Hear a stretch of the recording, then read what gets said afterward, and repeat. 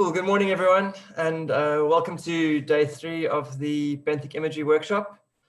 My name is Dr. Anthony Bernard, and I'm the session chair for today. I work at the South African Institute for Aquatic Biodiversity in Grahamstown, where I conduct research using Benthic imagery sampling techniques, and I manage the remote imagery platform. So just to remind everyone about the housekeeping rules, there are language options which you can select on the bottom tab. So select your language preference if it's French or English. Then you got to use the question and answer function button to ask questions to presenters during the presentations, and I encourage you all to ask as many questions as you feel. If you see a question already there, if you see your question already there, just put a thumbs up to upvote it and it'll increase its priority. And then if you have any technical issues,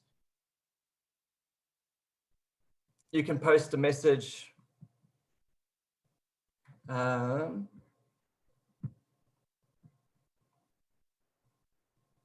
Sorry, there seems to be something going on.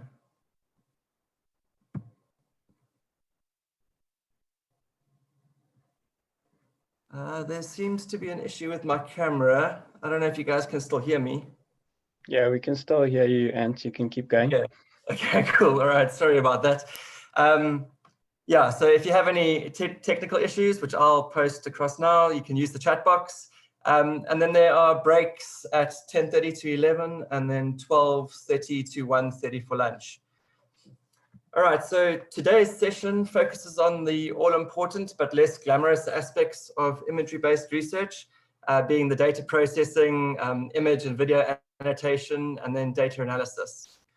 The first talk this morning is by Dr. Paris Stefanidis, and it will be an introduction to marine imagery and video annotation software. Paris is a postdoctoral researcher in the Department of Zoology at Oxford University, and he works very closely with the UK-based NGO Necton, who do a lot of work within the Western Indian Ocean. His current research focuses on assessing biodiversity and faunal connectivity across depth and geography in tropical reef ecosystems, including mesophotic and deeper reefs. So over to you, Paris.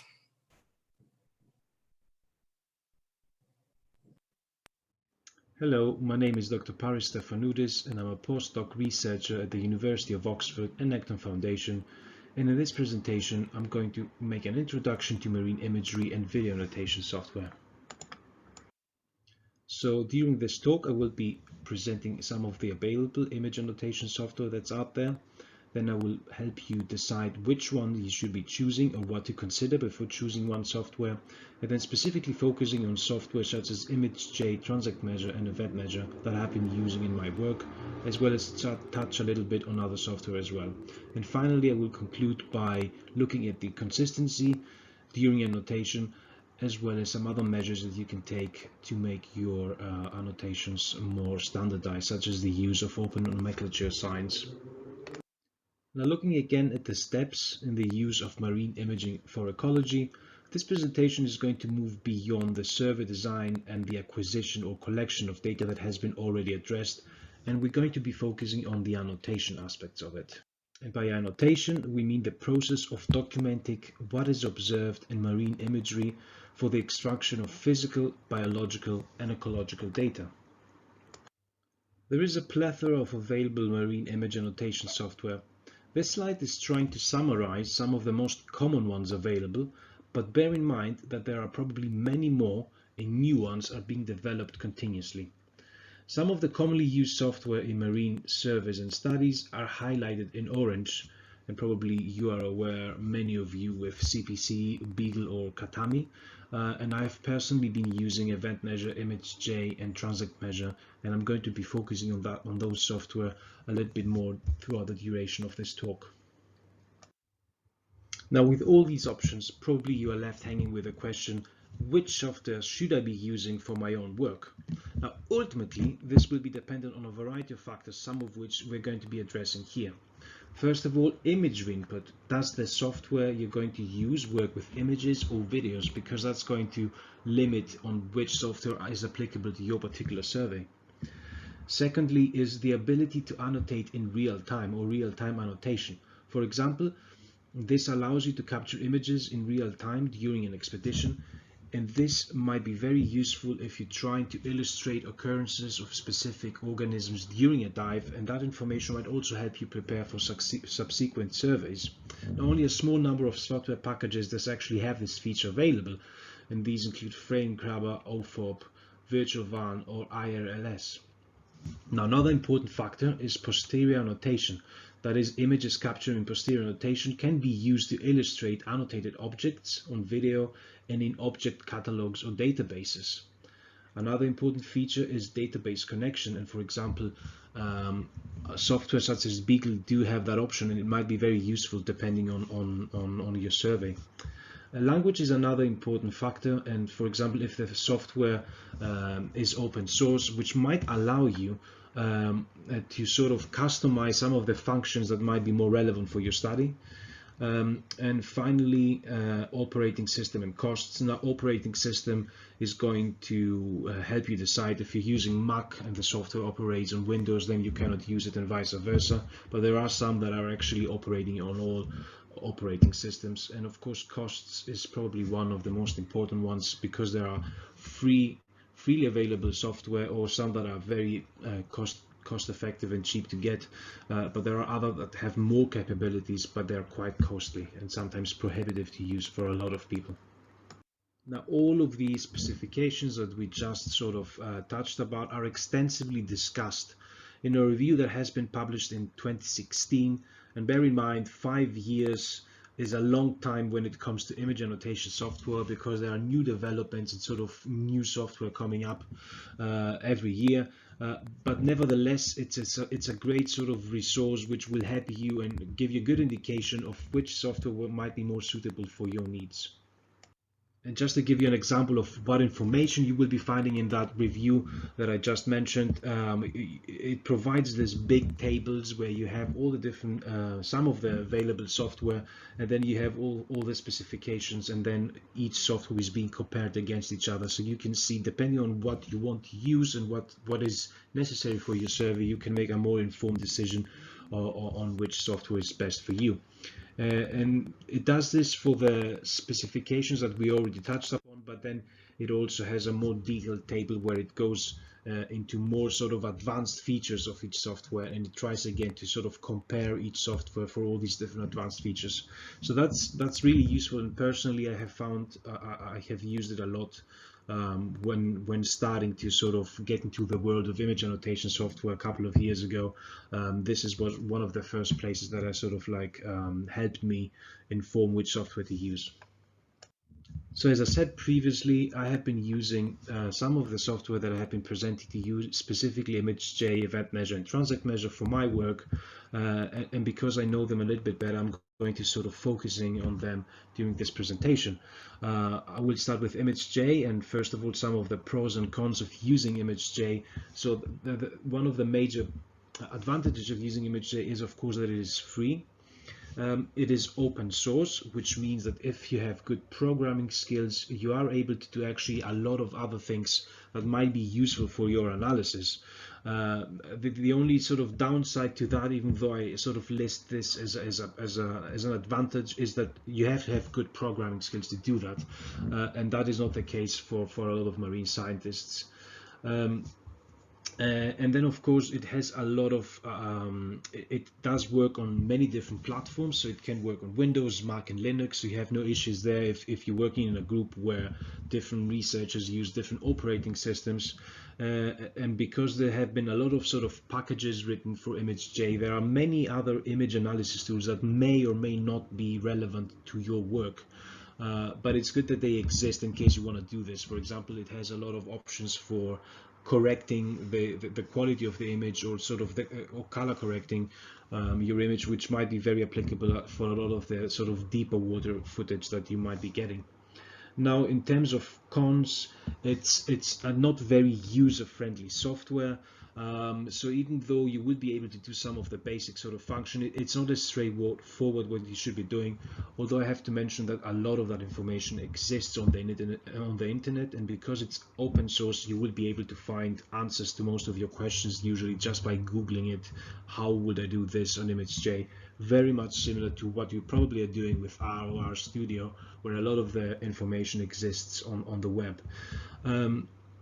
Another sort of major drawback is that you cannot assign specific IDs to the organisms you're seeing, and that is because there is no option to upload your species file, and every time you see, for example, one of the calls that you see here on the image, and you know it's that particular genus or species, you cannot constantly be assigning that particular ID. So that's a drawback. It does not work with videos as well. So if you, for example, you wanted to be analyzing a whole video for fish surveys, that's usually mostly the case, then obviously ImageJ would not be applicable to you because it does work with images only.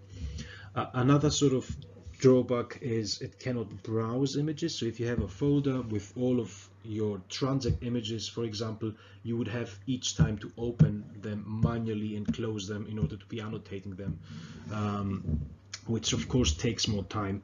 And another drawback that I found is that it does not produce any sort of analytics from your annotation data. For example, you wouldn't be able to tell how many times you've seen that particular sort of octocoral that you see here, how many times you saw this throughout your transect. You have to manually put all of that information from every image on an Excel sheet, and this is how you would be getting all the information from your images. So ImageJ is really mostly sort of for annotating what you're doing there, and because of all this sort of disadvantages that I just sort of touched upon, it's a very sort of time-consuming software to use, but because it's free and because it's open source, it's still being used by a lot of marine scientists around the globe. Now, the big question, what data can it collect, and is it relevant to your study? Now, it can collect count and abundance data, which is probably the bread and butter of every sort of biodiversity survey. It can also collect information on length, and that might be relevant for those of you who might want to look at the colony size and how it changes with depth, for example, if you're talking about corals, or you might want to use the length as a proxy to estimate biomass. So lengths can be quite a useful metric to estimate. It can also collect information on percentage cover. As you can see here,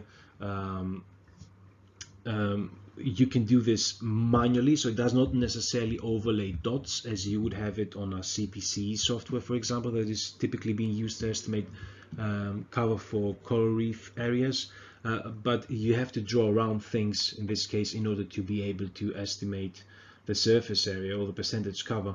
And as you can see here on this particular image, you can see that there are some sort of small sort of colored circles around encrusting algae and sponges, and it's a very time-consuming way, but it's at least a way of being able to estimate percentage cover.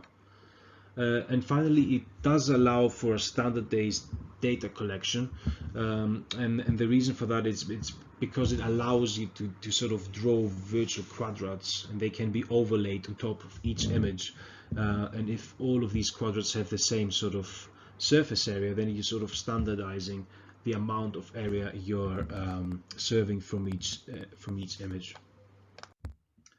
Now, the next piece of software that I want to focus on is Transect Measure, which, as the name suggests, has been designed with transect surveys in mind. In particular, it has been used for benthic surveys in particular. So some of the pros of this software is, of course, it works both with images as well as with videos.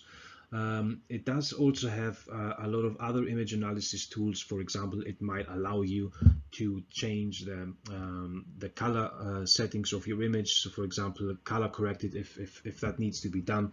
And it also produces very useful analytics based on your annotation data. So at the end of the analysis, you will be able to get Excel sheets where it will give you information on how many organisms you measured across your transect survey, give you some estimates of density and so forth. Like every paid software, it is very user-friendly, so you just have to sort of click buttons in order for specific things to be done. And it also has a very extensive manual that contains most of the information that you need to know in order to be able to use Transact Measure. Another good feature of Transact Measure is that the data can easily be shared between researchers. So what I mean is, once you analyze a given Transact survey, then you get the Transact Measure file, and if you share this with someone that you collaborate with, for example, and they do have the same video data as you, then they will be able to see exactly the sort of measurements that you have made. So this is good for international teams where you have multiple researchers potentially maybe working on the same video data. It's a good way of trying to actually cross-check of what the other team has been doing and sort of harmonize your identifications as much as possible.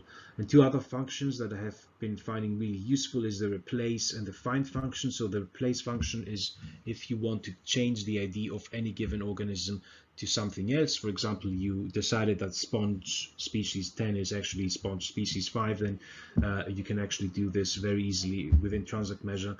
And the other useful function is the find function, which means that you can Control F and find across the many different measurements in your Transact survey that particular taxon that is of interest to you. Now, on the downside, Transact Measure is a paid-for software, which is quite expensive. So one license can cost anything between 600 plus to 2,500 Australian dollars, depending on if you're a student or if you use it commercially. It does also work only on Windows, so any Mac users or Linux users would struggle to use this. And if you have stereo video data, that is data coming from two cameras, it will also require you to use two other pieces of software, CAL and Event Measure, which of course cost several thousands of Australian dollars as well. So ultimately, altogether, this becomes a very expensive piece of software. And of course, the important question, what data can it collect? Now, first of all, identifications, and you might think this is a bit of an odd sort of like feature. What do you mean by identifications? What I mean is always in comparison with image J, where you wouldn't be able to tell if you saw something and measure it to assign it to an identification. With this software, as probably with most sort of image annotation software, you can upload your species file, and as soon as you see something and you measure it, a drop-down menu will come, and then you will be able to sort of tell based on your species file which species it is. So identification is one. The other one is it does allow you to overlay dots in your survey area, and that allows you to get an estimate of percentage cover. So it's very good if you want to estimate just percentage cover and not necessarily want to focus on density, which might be more appropriate, for example, for shallow water coral reefs, much similar to CPCE. But it also gives you the option to measure lengths as well. So if you're interested in, for example, in the length of octocorals, much like some of the octocorals you see here, then you can do that. It does allow you to measure the area of your surf like that you're investigating, but also the actual area of the organism if you're interested in the surface area of particular organisms, although that of course again is manual, so it can be very time consuming. And in total, another sort of advantage of this is it allows you to have up to 8 user-defined attributes, and that can be anything from type of disease that you might be observing on coral reefs. It might be related to litter that might be present in your survey area, anything that you feel is an important factor that should be included in your survey. And again, it allows for a standardized data collection. So it allows you, for example, to draw virtual quadrats in your image, and you can see an example here where you have an overlaid quadrat. So you can use the same sort of size of a quadrat in all of your images, and in that way overlay this in all of your images and standardize it. And here is an example of the image you've seen before, just a little bit magnified, so you get a better idea of what's going on. And as you can see, the overlaid quadrat that I was just talking about, and then all the different organisms. And in this case, we have been measuring the length of them. I probably forgot to mention that one of the drawbacks probably of a Transact Measure is that you cannot get counts as easily. So one of the ways that you can get counts is actually by measuring the length of an organism, and that can be used as a proxy for counts. And that is what we have been doing here. For example, every time we saw an octocoral like these corals here, we have been measuring their length, and that has been used as a proxy for counts or density.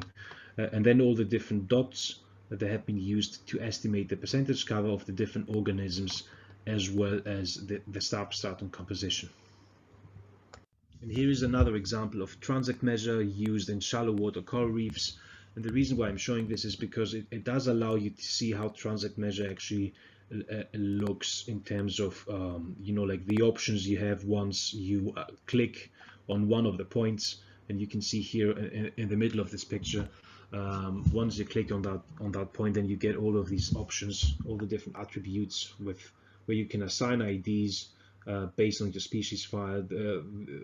This particular user, for example, after species, you've seen they also added information about the morphology, if that's of interest, and in many coral reef studies that is of interest, and of course if you have any signs of injury or disease. Now the other software that I'm going to focus on is Event Measure. Event Measure, as the name suggests, is similar to Transect Measure in the sense that they have been developed by the same Australian software developer. So Event Measure is mostly being used for fish surveys, even though lately they have been also being used by benthic researchers as well. So some of the pros of Event Measure: it does work as Transect Measure with images and or videos.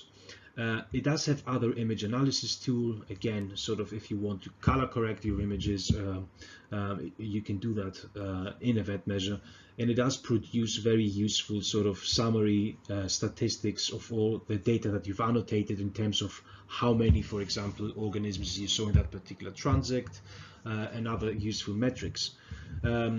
Again, similar to Transect Measure, it does allow you to create a photographic reference list, which is very useful as you move along in your analysis. And it does have, again, the replace and find functions, which are very good if for example, sometimes your IDs change as you move on into your study, or if you want to find particular animals in case you want to reassess their taxonomic identity, for example. Again, it is user-friendly, so very intuitive, and the manual that is available contains a lot of information, and everything is more or less covered there, and data can be easily shared with other researchers, which, as I mentioned for Transect Measure, it's very useful if you have large teams working on the same sort of data sets and you want to standardize and making sure that everything is done in the same manner. You can easily share data and then see what the other ones have been doing, essentially. And some of the cons, again, this is an expensive piece of software, even more than Transect Measure, so it starts from at least $1,000 up to almost 6,000 Australian dollars, and that's per license. Again, it does work only on Windows, so no Mac and Linux. And if you're using stereo video data, remember, stereo video data is when you have two cameras instead of just one, and they're both recording the environment. They have some overlap between them, and as you can see here on that example of that image here, you have the left and the right. There is this overlap, but this allows you to make better estimates of fish biomass because the length measurements you have are more accurate. Now, if you're using with stereo video data, you will also require to use CAL software, which is again in the same sort of price range as Event Measure. So these two combined, you know, they can be a minimum of 2,500, for example, Australian dollars, up to more than 10,000 Australian dollars. So prohibitively expensive, I guess, for many people and many institutions.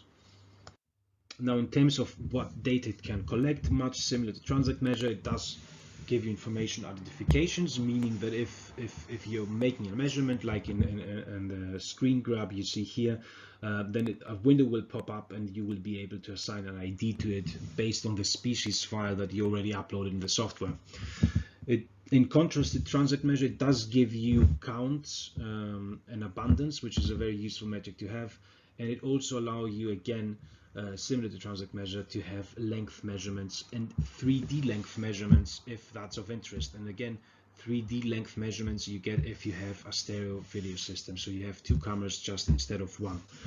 A very useful feature, especially for those of you working with BRAF datasets, is max n, which is the maximum number of individuals of one organism that you see in one given frame. So that's a very common metric that is being used for BRAF datasets. It also has other attributes such as developmental stage. So for example, is the fish or the you're seeing, is it an adult or is it a juvenile, as well as the activity. So for example, if it was just sort of feeding, for example, or any other type of activity that might be of interest. It does also allow you to have 3 more user-defined attributes, and this can be anything that might be of interest. For example, right now we're working on a project where we're trying to identify organisms attached on corals. So what we're trying to see, for example, is the location of that attached organism in relation to the branch of the coral, is if it is on the inner, middle, or outer part of the branch of the coral. And another sort of attribute that we're also measuring is we're trying to see if the attached organisms are on the base, in the middle, or on the top of the colony. So anything that might be of interest to you as an attribute, you can sort of customize it and add it to your analysis. Very similar to Transact Measure, it does allow you to standardize your data collection. So Event Measure has this option where we are able to tell it how much your transact width and length is going to be. And so if you see, for example, an individual that might be more than that might be outside of your transact length and width, then it will give you a warning sign, and you know that this is outside of your transact belt, so you have to disregard it in your measurements, which is something, for example, that you're not always able to do if you use other software. So as I said, I think before, Event Measure is mostly used for fish service, but lately it has been also used for benthic service too. So by no means is this just for fish service. It can be used for both types of service as well. And again, here is a sort of zoomed in version of what the Event Measure window looks like. You have this beautiful fish here. You made your measurement, and this is a stereo measurement because you have input from 2 different cameras, and you can assign the family, genus, and the species, and then any other information that might be of relevance. And then you can see the 3D information gives you an idea of length, the precision of your measurement, which might be of interest as well, how far away it is from your camera, which is the range, and all other types of information. Now, I'm just going to mention this software very briefly. It's not an image annotation software, but it's directly related to Event Measure, and specifically if you're using stereo video systems. You need to use CAL in advance in order to be able to calibrate the footage that you're getting from your 2 cameras. So in order for them to be synchronized later on in Event Measure, you have to calibrate those 2 cameras before you use them in Event Measure, and the calibration needs to happen prior to fieldwork. So this is an example of a calibration that we did before we conducted fieldwork in Seychelles. It has to be conducted either like at sea or in a pool, and you have this big metal cube that you have to sort of move around in specific sort of ways, if you like, and that this allows the video data to be calibrated, and then they're ready to be used in Event Measure.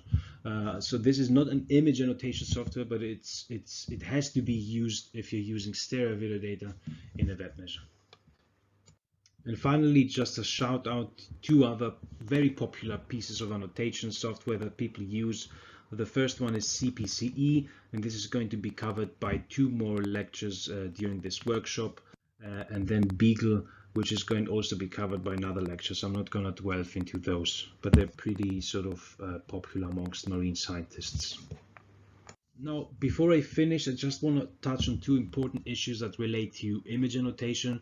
One of it is consistency, and this is a study that has been conducted in 2016 between different researchers looking at the same imagery data. And what they did found is that there were some organisms that were not as easy to consistently identify as the same thing between researchers, while others were much easier to identify consistently. So you can see on the left, these organisms, less than 50% annotation success rate between the different researchers, and those on the right, they were consistently be identified as the same thing.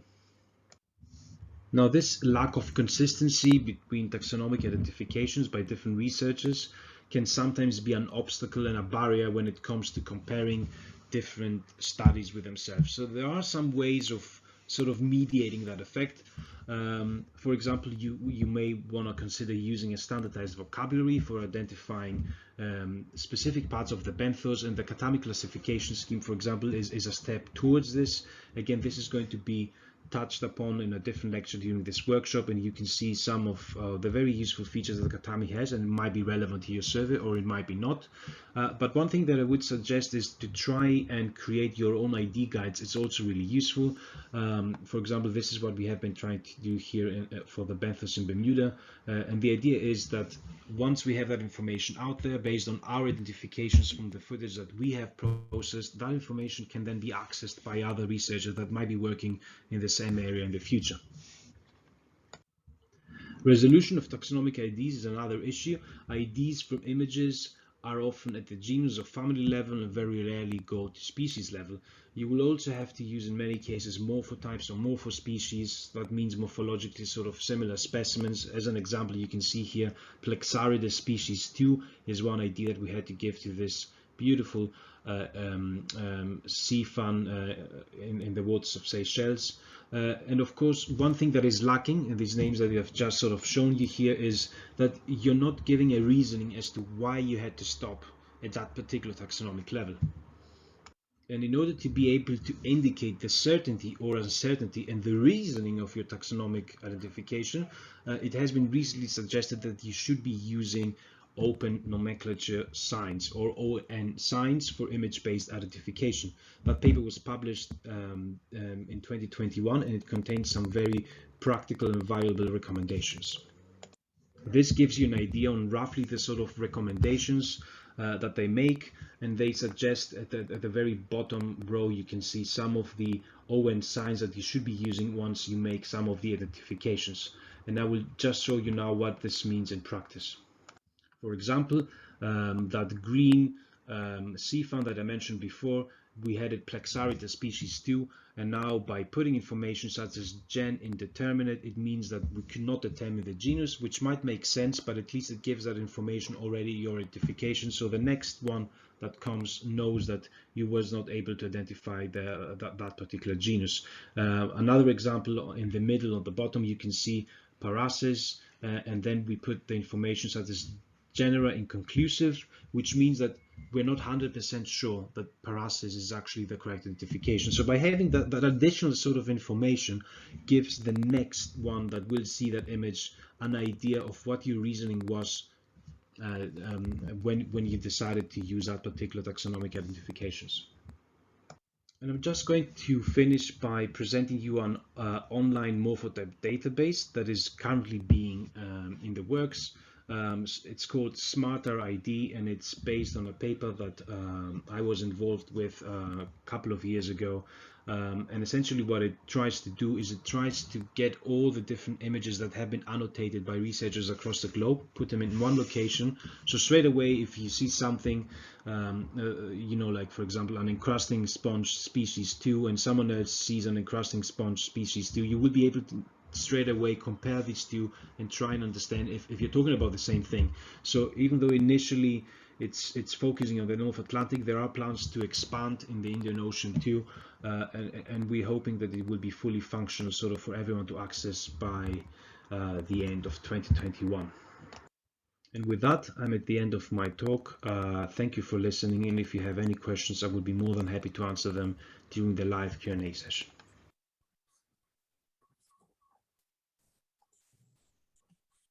Thanks, Paris. That was really excellent. A lot of really valuable information for everybody out there. We've got a couple of questions. The first one was, can we use ImageJ to calculate the volume of an individual if it is reported in a 3D image? Yes. Can you hear me first of all? Yes, we can hear you.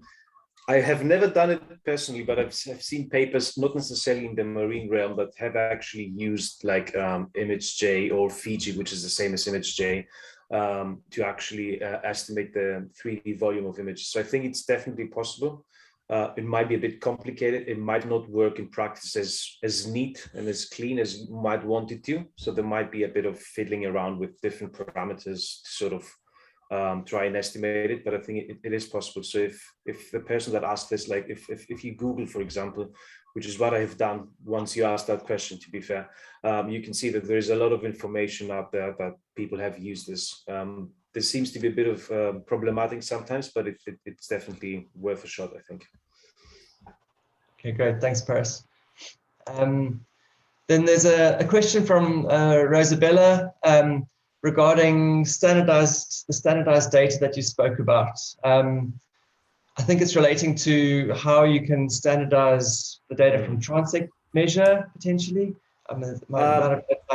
I sort of think, because I think Rosabella works with event measures, she probably refers to event measure, transits in event measure. And you can correct me if I'm wrong, Rosabella, on the chat, but I think what you mean is, because I mentioned that you can standardize your transits by putting different parameters. So in event measure, you can tell it, for example, there are different parameters where if you see, for example, a fish more than 5 meters in front of the cameras, there is a setting where you can tell it, you know, like give me a warning, for example, that this fish is more than 5 meters away. So for example, you don't count that fish unless it's very close to the camera.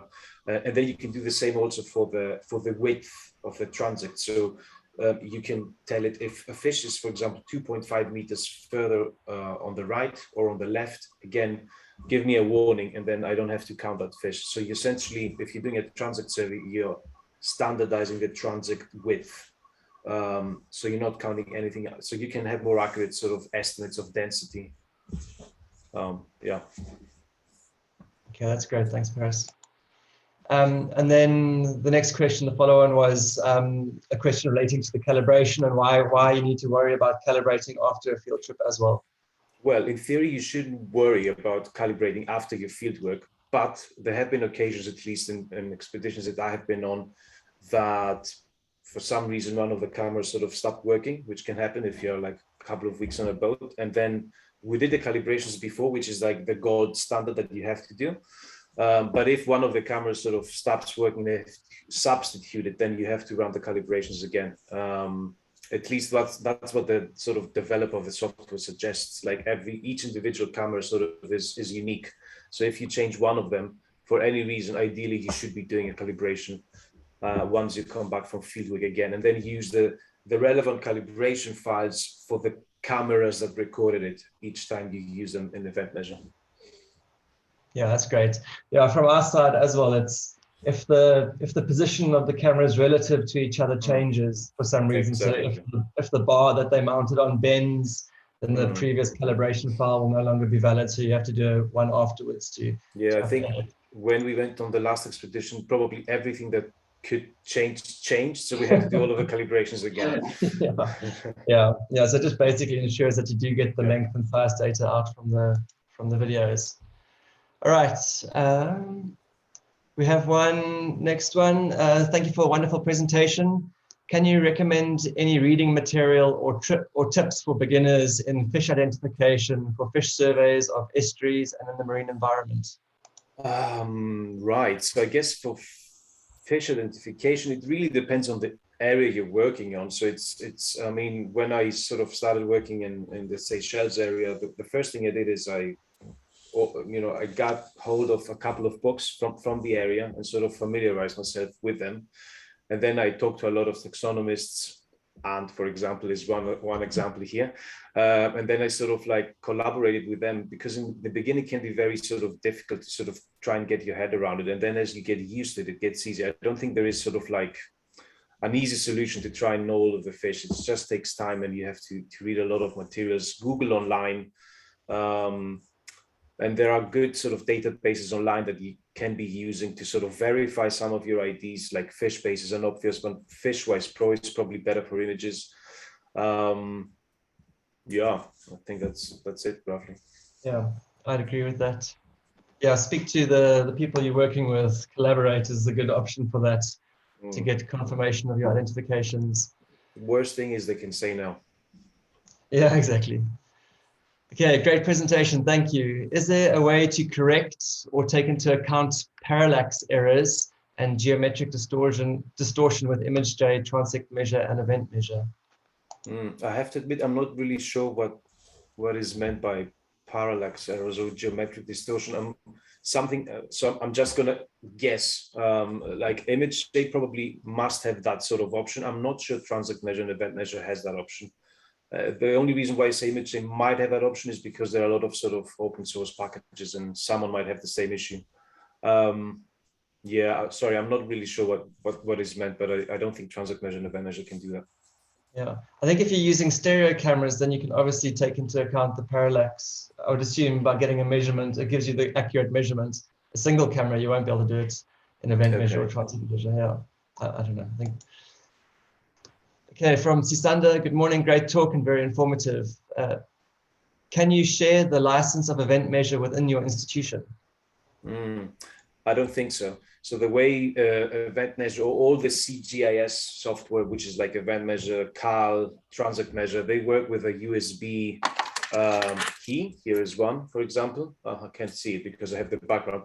But anyway, it's like a USB key that you put in your laptop, and that's the way it works. So you cannot, if you wanted to share it with someone else, your license, for example, you have to give that USB key to someone else. So in that way, yes, you can share it, but it's not like online. You can sort of automatically do it. There are ways around it potentially. You might want to contact the developer, who's very sort of like friendly and happy to help, but maybe they can accommodate this for a couple of days / weeks. If, for example, there was to be a workshop and someone wanted to do some training. I know that he has done this in the past where he said for 2 weeks, someone can download the software on their laptop and sort of just use it for that. But I don't think long term you can do that. Yeah. Where are we now? Done. Okay, so questions are getting upvoted. Would you say the softwares can be used more for particular reasons than others, such as discoveries, as Necton was doing, and conservation, which many paper reports? Well, I mean, I'm guessing if particular software are suitable for particular questions, if that's the question, then I think, yes, a sort of event measure is probably sort of the standard one to use for fish, not the standard one, but if you, from the ones that I showed, is the one most applicable to use for fish surveys. And then transect measure is just for benthic. You cannot use it for fish surveys. While event measure, you could potentially use it for benthic surveys if you wanted to. So, and then ImageJ is really for a lot of different things. It's just, it takes more time. So, but you can use it for most of the surveys if you know, cost was an issue and programming skills wasn't an issue. Yeah, okay, that's great. Are there any open source free softwares to annotate monobrav footage, so the single camera brav footage? Probably you know that better. No? Yeah, I don't think so. I always look and I haven't found anything that's really intuitive and user friendly.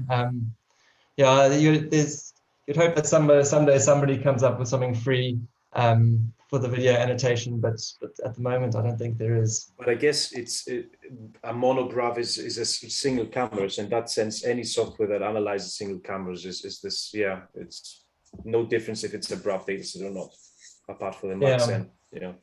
Yeah. If it's suitable for video analysis. Okay, probably got time for one last question. Is there a computer window version of the software created for benthic image analysis that enables fully and semi-automated annotation of images? CoralNet is a good example, although it's a web-based tool. I think there are a couple that have this sort of capability. I don't remember it on top of my head, but I can type the answer after this because I was recently in a workshop where they did suggest some of them, so I can let you know. And then reply to the other answers as well, because we're out of time, I think. Yeah, exactly. Great. Thanks very much, Paris. Thanks. Okay, great. Thanks, guys. So next up, we have Dr. Charles van der Meerden, who's going to talk about image scaling and the general point count methodology. So Charles has presented already in this workshop, but he's a marine biologist and lecturer at the University of KwaZulu-Natal in South Africa. And he's worked on numerous projects looking to advance deep sea visual sampling techniques and long-term monitoring. So over to you, Charles.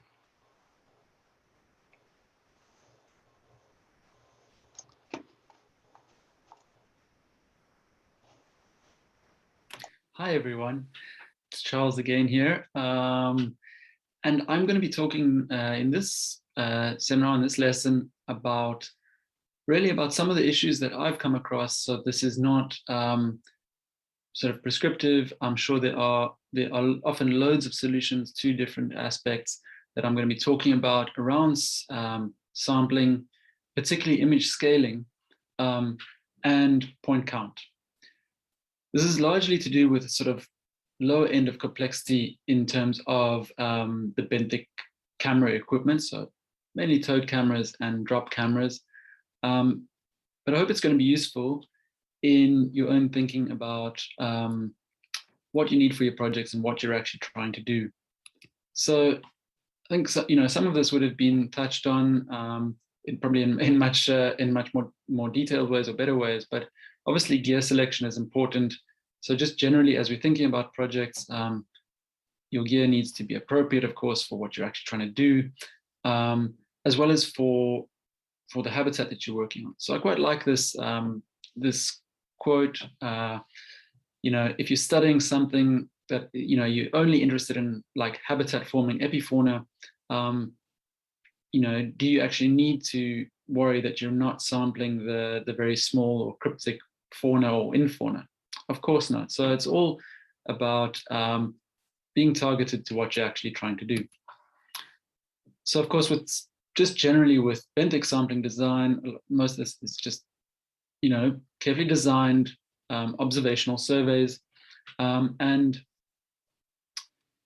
the exception to that is really when you're wanting to investigate causal inference, so attributing impacts to specific causes, pollution event and so forth, and that'll need randomized control experiments or before after control impact type studies.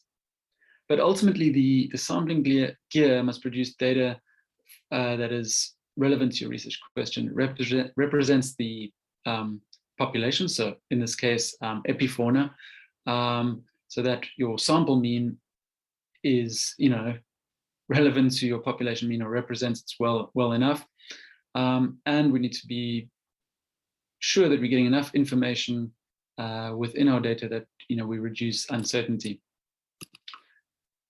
So how do we do those things? Well, of course, there's randomization, so we are not introducing something like repeated measures, and we are being efficient in capturing data in our images in this case, and from that, and then having a handle on what the uncertainty and the power of your statistical test is going to be based on what how your sampling has been done, and then of course the scale and patchiness of the actual habitats and communities, and your related to your actual sampling design. So these are all general things that should be taken into account, of course, as you've already heard partly. And so just to go through those very briefly, randomization is important so that we're ensuring we're generalizable to that population. We don't want to select sites based on non-random properties. So, selecting sites that are all, related to a particular environmental feature or so forth. So it's often, said that the ideal is to have a random stratified design where you actually optimize that it's not completely random. There is some spatial balance to that design. So the population is defined by that sampling frame, of course, and we don't generalize outside of that frame because of you actually can't, you're not able to technically to do that. And so as long as it's within those parameters, we're good. So the efficiency of the design comes in from, really sticking to a more balanced design that is not completely random. The sampling locations are not completely random, because being random, they can overlap or be too close together and repeat some of the information, so that efficiency decreases. So you can use software to, or algorithms, your own algorithms, just to randomize in strata or in a grid to get an efficient design. And then, of course, uncertainty and precision and the power is reduced by increasing that information, so making it efficient, and means that you are reducing noise. So you're using precise and repeatable measurement protocols. So the ideal here is, particularly with this kind of work, but this like benthic sampling, is to have more samples that are slightly noisier, they're a bit more messy, than fewer ones that are very, very precise. And so when you have research questions with, you're looking at a very clear hypothesis and an effect size is being tested, you can also benefit from doing a power analysis to check that your design is likely to detect differences from your data, if they exist. The last point here is a very useful thing, a very important way of looking at and checking on how good your sampling is, how well it's representing the actual population, is to use the species area relationship and species accumulation, either looking at sampling intensity by actually numbers of samples or area sample, to have a look at that. So this can help us when we're trying to establish how many photos do we need to sample, how many sampling units, still images, if you're using still images, frame grabs from video and so forth, or segments of video processed, in order to be accurate or robust in that representation of the actual real populations. But I've also used this to check on how many points are optimal when you're doing point count. And so it's exactly the same principle, but that has been an interesting test to do, when you may be able to use half of the number of points that than you would have expected, for instance, just to check more than that efficiency, just to check that you are getting a reasonable representation from your images. So that last point there was, this issue of the actual habitat heterogeneity and the sampling scale, spatial scale of that heterogeneity. So the output data are influenced by this, because obviously the scale of that habitat heterogeneity interacts with your sampling design. And there are a couple of ways of looking at that and ensuring that you have a handle on this and you have some concept, you have some checks on how this is actually going in your design and in your data. So the first is to have an a priori idea of what the habitat is like. So if you're going to go and do drop camera work, perhaps there are already some maps of the substratum or prior work. You can also identify the scale and the nature of that habitat as you sample and adjust. And then you can also test the data and identify those scales of variation, so that you can at least take that into account when you're interpreting the data. So now to move on, these are essentially some of the main practical concerns that I've come in contact with. So determining the correct number of, or robust number of sample images, knowing what you're doing with the number of point counts that you're overlaying to do that, those percentage cover, to extract that type of percentage cover data. And both of those, you can get a long way with actually understanding what's happening with your species accumulation. And then of course, just based on literature and some existing studies addressing the question of, what kind of a point count overlay do you want to use? Having a random stratified overlay is generally the best and most efficient, at least, and that's what I've used. But is an issue that has come in parts of my work. This is not an issue that applies to everyone, and it's certainly not something that you need to, that everyone needs to now, spend huge amounts of time and money now trying to figure out how to scale their benthic images. But it is something that you need to be aware of and to understand the implications and the different aspects of that. And so that last, or that the point there at the end is really a question that I've struggled with in, as I say, in parts of my work, which is how to scale benthic images, or at least to ensure that they are standardized enough that you can say, look, on average, it's, the area was about this per image, and total area is that, just to have a handle on it. So, as I've mentioned, this isn't just important. It's of blanket importance for every single study. Although I do think it's worth always knowing what's happening with the area that you're sampling and the size of your sampling units. But when and why is image scaling important? So certainly when you want your research question requires you to have good density data. So that's like individuals per meter squared. Of course, you need to know what your actual area is of your photograph. Another situation is where you benefit from being able to know what your sampling area is, your total area is for a species area accumulation type analysis.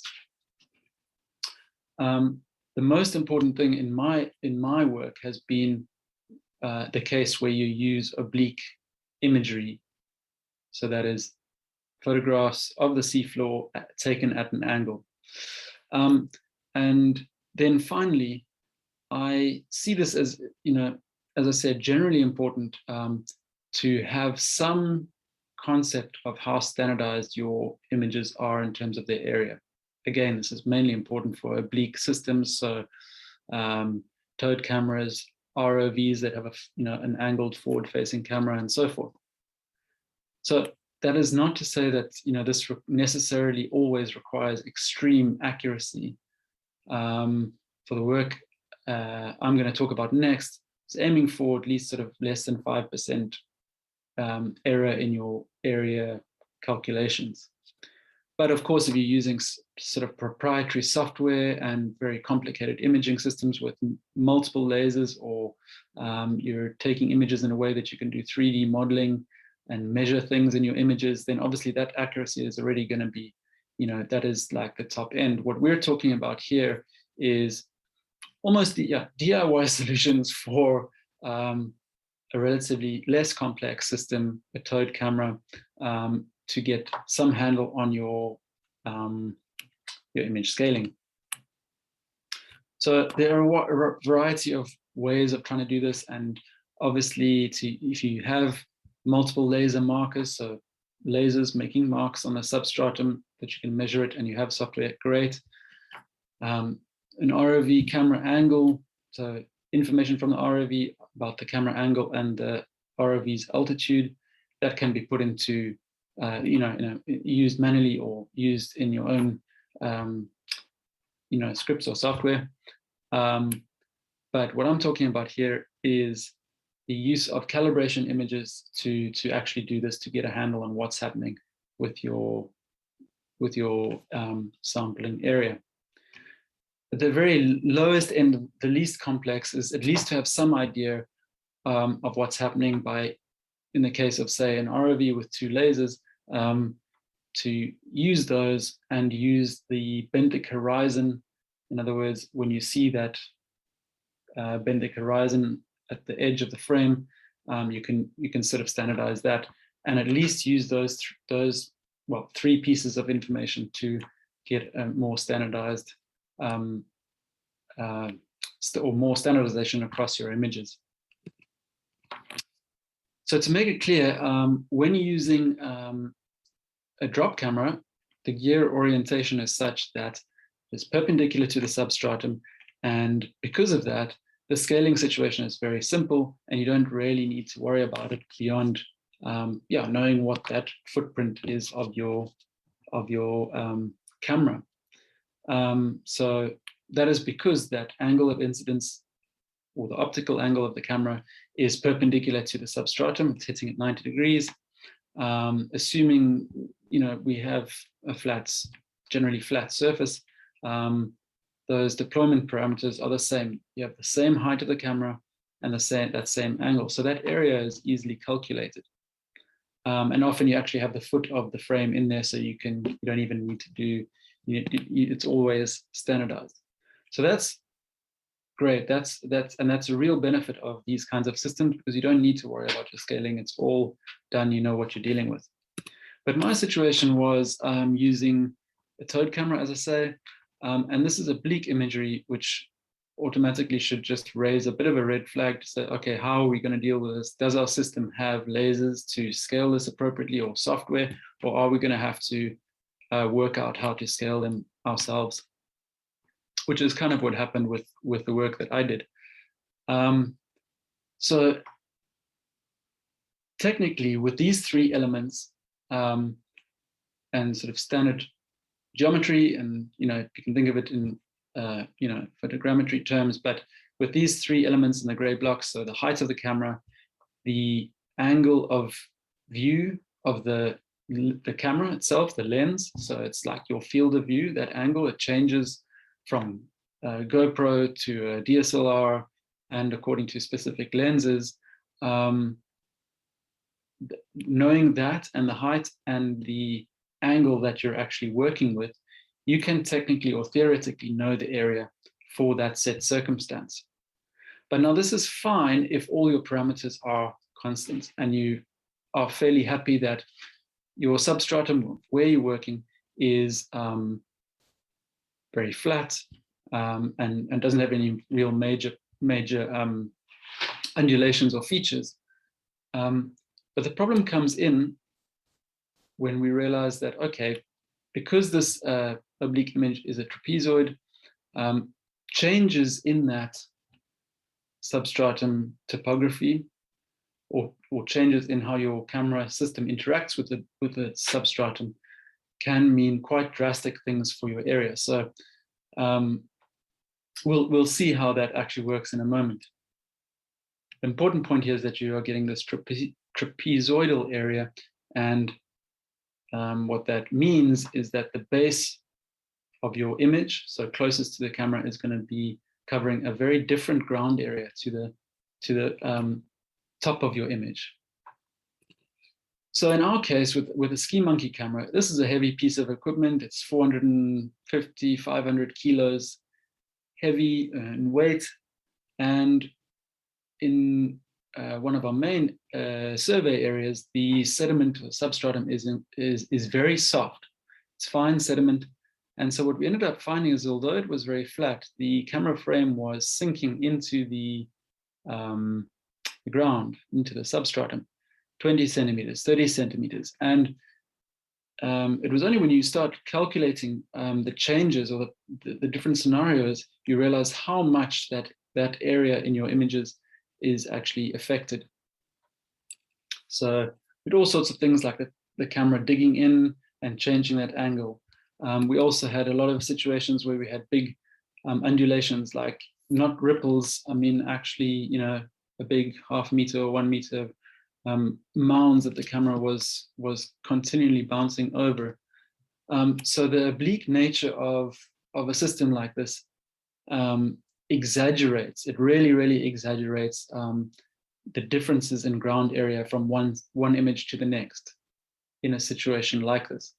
And so what we did is, obviously having these lasers, so that you can see the front of that camera there has these 3 lasers that produces a triangle to mark out and be able to have some idea of what's happening with the image. So obviously it's fine in the horizontal area, but being oblique, you need a third dimension, a third marker to give you that change in the vertical or forward part of the image. So what we ended up doing is using a set of calibration scenarios, using a gridded board like this just on land. There are issues with the optics of air and water, but as I say, the accuracy that we're wanting here is not enough to warrant doing this all or trying to do this all in a pool, as a lot of the other calibrations are done. And so we defined calibration scenarios, tilting the board at different angles and looking at how the spacing of the lasers relate to the actual edge of the photograph, right? The distance across and forwards. Now, as I said, I usually use CPCE, which is coral point count. And when you think about using that, most of you anyone who uses that will know that you normally overlay a search area or frame within which you can put your point count grid and do what you need to do with that. So the problem of the oblique image and ending up with a trapezoid shape comes out when you try to do that, right? So if you imagine this white dotted line is your CPCE frame, and you can immediately see that that bottom edge is covering a completely different ground area to the top. So we created a whole lot of calibration images and positions of the lasers and worked out what those different scenarios would be in terms of our standardized ground area. So we have our CPCE frame. We made that through trial and error what we wanted, which was in reference to our scaling lasers at the bottom of the triangle, in theory, 1 meter by half a meter, giving you that 0.5 meter square. But when you apply that calibration, you end up converting that frame into the correct trapezoid shape. And so if you had a theoretical area of 0.5 meters square from this figure 1, as you see it there, you've got your benthic image on your computer screen, you've got your CPCE frame laid over. That should be half a meter square, but using the calibration and that scenario, which you identify by the position of the lasers, you end up with this trapezoid, which is actually a ground area of 0.94 meters square. So it's, you're doubling in this scenario, which is an extreme one, but you're doubling your actual ground area. So these things have a big effect. They can have a big effect. So these are just 3 examples of those calibration images. So this is quite a normal one, very flat ground, and that would give you around about that half a meter square. This one a little bit more, you're covering 0.66 meters square, and this one 0.76. Now, these are 3 of the most common scenarios that came out of this work in the Southern Ocean. And you can see from the smallest area to the largest, that's a 33% increase in sample area. So to my mind, this is something worth understanding about your images. It may well not impact you depending on what you're wanting to do, but certainly if you're looking at densities or anything like that, you're going to want to have a handle and use some kind of method. One of the ones that I mentioned previously, but I found this to be quite useful once you've done the calibration images and set everything so that you can just get that information into your system. It's very useful. So I hope that's been interesting. I mean, that's just one aspect that I've focused on there, which has been close to my heart because it's been a process of working out how to actually handle that. So I hope it's useful.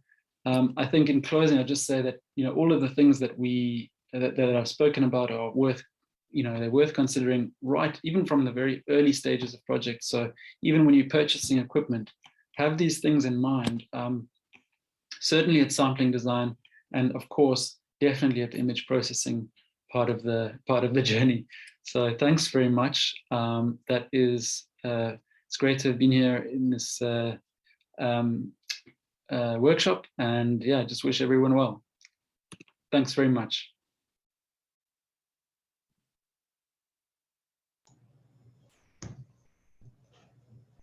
Thanks, Charles. Yeah, that was really useful information. It's really good to see how people have to overcome the challenge, or to demonstrate how you need to overcome the challenges associated with imagery-based research. It's always going to be a bit of trial and error while you try and figure out the ways to get the best data out. So yeah, it was really useful to see that information. So the questions we've got. So from Elizabeth, how and what camera is used in densely populated mangrove areas? Sure. Hi everyone. Yeah, thanks, and thanks very much. That's one that I'm gonna have to rack my brains on. I suppose it depends for what in the what your interest is in the mangrove areas. But I think that if you're at high tide point where you right in the actual structure of mangroves, then you'd have to have something that is flown or diver operated, or it depends if you're interested in benthos or fish. So it really depends on what you're wanting to look at, and that would really determine that. So it's a bit difficult to say just as a general blanket answer, so yeah. Yeah. Yeah, it is a challenging one. All right, so then from Rosabella, hi, Dr. van der Meerden. Is the laser affected by depth and visibility? Okay, so yeah, that's an interesting question. As far as I know, it's not affected by depth, in terms of the optics, but of course, the visibility in the water can be a problem. But I think that, with poor visibility, with sediment in the water or biological material in the water, it would actually be a bigger problem would be the visibility of your image. So that would become a problem before the lasers were actually a problem. What we have had is that initially parts of the towing system of the camera actually at times would move in front of one of the lasers, and then you'd end up with several photos with only 2 lasers instead of 3. So you've got to be aware of any kind of extraneous bits of equipment that might move and block your lasers. So yeah, that's important to get right. Yeah, definitely. From Stella, thank you for a useful presentation. How would you standardize the camera if you're using it with scuba diving? Sure, I think you'll have to engage with those that use scuba a lot. I'm sure Paris may have a better answer to this, but unless there's some kind of that camera has, like, for instance, lasers to mark within your images or within your video, that's not, I suppose, not usually the case as far as I know, but ultimately it would be about having some way of standardizing the diver or rather the diver and camera's height and angle. So as long as those are standardized and can be kept as standard as possible, then you can work with that measurement of height, the specification of your lens or your camera, and the angle that was at. So it's the same thing. It's really about standardizing the physical operation of the camera at that point. If you don't have any markers projected onto your seafloor, onto your image. Yeah, I think I've seen some of the scuba-based cameras. You either have a pole attached to the camera, so you can have your set height, but then there is a chance that the angle will change. And then other people have basically a quadrat attached to the bottom of the camera that then you put on the ground and you take a photo. So that provides quite a standard view. And then I think obviously stereo cameras would probably do a good job as well. Yeah, of course. Okay, so stereo is actually the answer. Yeah. One of them, yeah. And then from Luther, can I scale an oblique image with only 2 lasers? Which is a good question. Yes. Okay, so this is something that I think a lot of us have dealt with. Technically, not in the same way that I was showing in that presentation, because with those 3 lasers that we had, you can get obviously the horizontal scale, but also the vertical, as I explained. So that is why, you know, with ROVs with the two lasers, you can obviously be confident in your scale and your measurements within that plane of where the lasers sit. But it's why I was mentioning things like using the benthic horizon, which is imperfect. It's an imperfect solution, but where you have video or images where you have that, where you can see the benthic horizon. So you're not just looking at sediment, you're actually looking at seafloor going out. You can try and keep that horizon the same, or select images that are the same if that works with your design. But that's about as best I can do. But you know, you can take those kinds of calibration images and just see what's happening, just to get a general sense of, from real world images with ROV, what you know, how much that angle is changing and how much your area is changing in general, like just to get a sense, do we need to worry about this, or are we doing a good enough job of flying the ROV so that it's kind of pretty well standardized. So yeah, it is a difficult one, but it's worth just looking into that just to understand that a bit better. Okay, that's great, thanks. Yeah, so I was wondering, what are the benefits of oblique images? Are there, like, apart from maybe methodological, better sampling methods, or what are the? So I think that yeah, it's a good question actually. I think that partially it's with, you know, if you're towing something, or you're swimming a transect, or you're flying an ROV, you firstly, because you're moving, the oblique image allows you to sort of look ahead and not be looking at the very, you know, the speed of the ground moving underneath you. You're actually looking ahead to give that bit more time and moving over it. Whereas if you were looking straight down, especially at the height that these cameras operate, like Ski Monkey, if that was looking straight down and you're moving, it would be very much too fast for that. But just from an identification point of view, it does give you a different perspective of the organism. So it's actually really useful to have both, to have downward facing and oblique, which is something that we've looked at, and a lot of the bigger systems have that ability. So it gives you, especially with emergent fauna, so like those measurements that Paris was showing, you can actually look at them from the side and you get an idea of like their branching structure and their orientation and stuff. So if that was just from above, you would just see, you know, you'd obviously just see the top of that. So it has that benefit as well. But I think I just wanted to mention something, which is that I realized I didn't actually say and specify in the talk, is that what I was doing there is actually just like a poor man's transect measure in a sense, because what transect measure and those expensive purpose designed pieces of equipment are, they're far better and they're far more accurate, but they're essentially modeling what your lasers do in all sorts of different scenarios.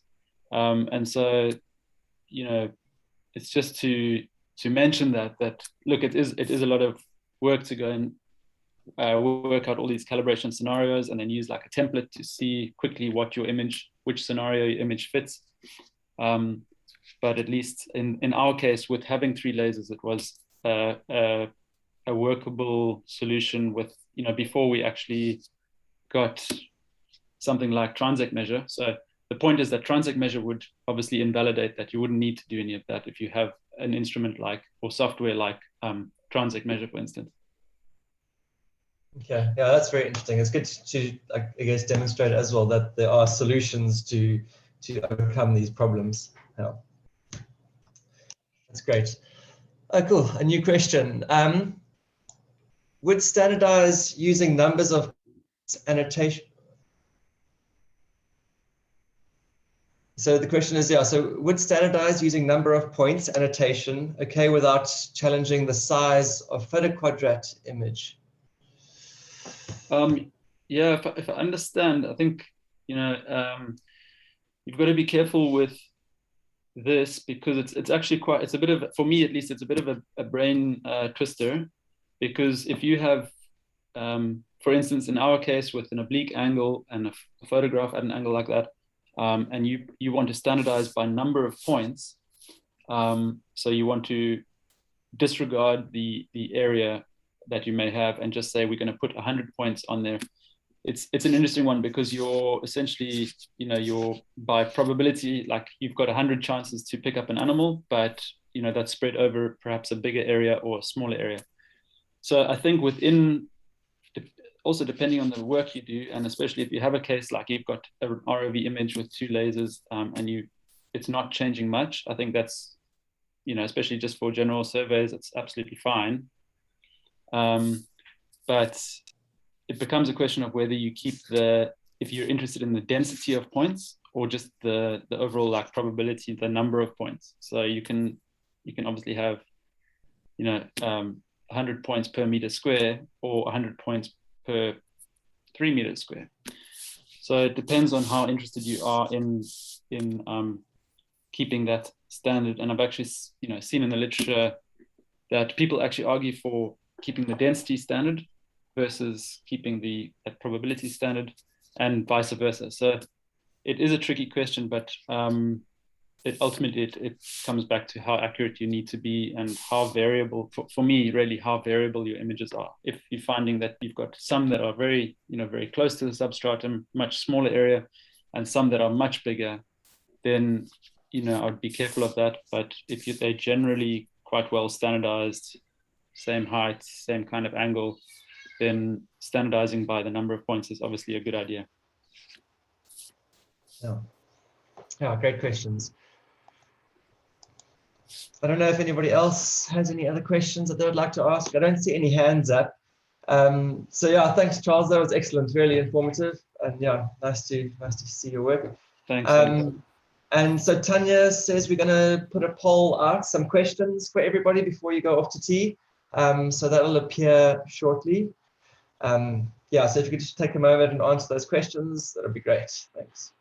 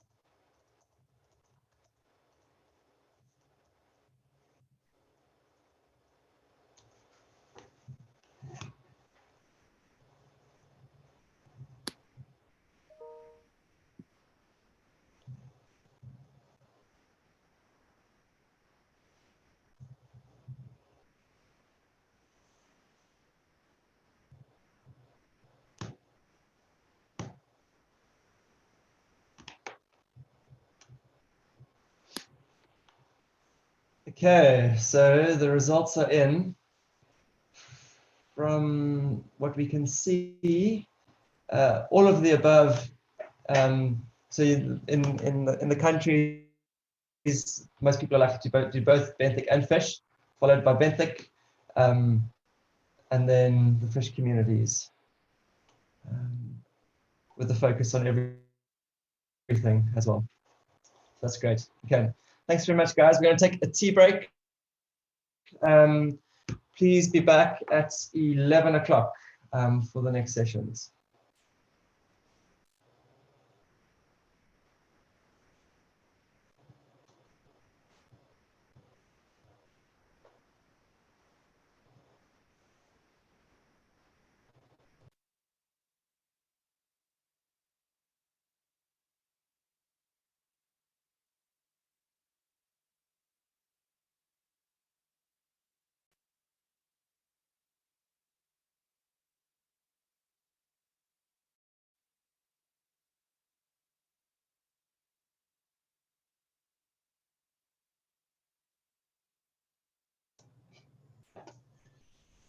Welcome back, everyone. Hope you had a good tea break.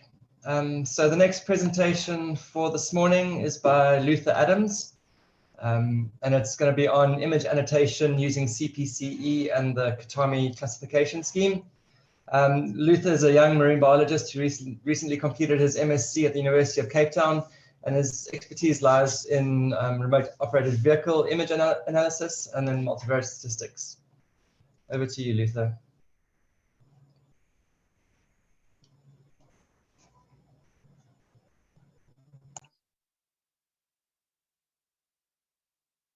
Hello and welcome. My name is Luther Adams. I am a master's student in the Biological Sciences Department at the University of Cape Town. In today's talk, I will introduce you to a classification scheme and an image annotation software package that I have used to annotate remotely operated vehicle images throughout my master's degree. Today's talk will involve me demonstrating the use of the collaborative and annotation tools for analyzing marine imagery, or CATAMI for short, which is a classification scheme used in conjunction with Coral Point Count, or CPC, which is an image annotation software package. This talk will be divided into two parts. The first part will entail some background on CATAMI, and the rationale for using it, and part two will take the bulk of this talk, and it will include me providing a live demonstration of using CATAMI and CPC together to annotate the image. So yeah, let's get to it.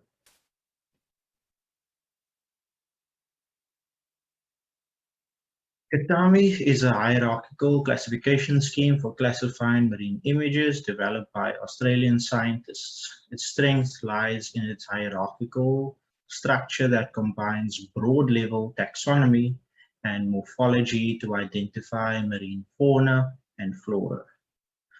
I will demonstrate this shortly. This is particularly useful in unexplored ecosystems where species level information may not be available or it's just scarce. The classification scheme has two main annotation categories, namely physical or habitat and visible biota. Each category has a number of subcategories which may differ in number. Let me explain. This is the courses level for the physical category, and for all intents and purposes, let's call this level 1.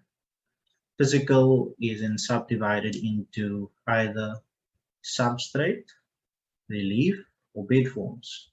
This is level 2.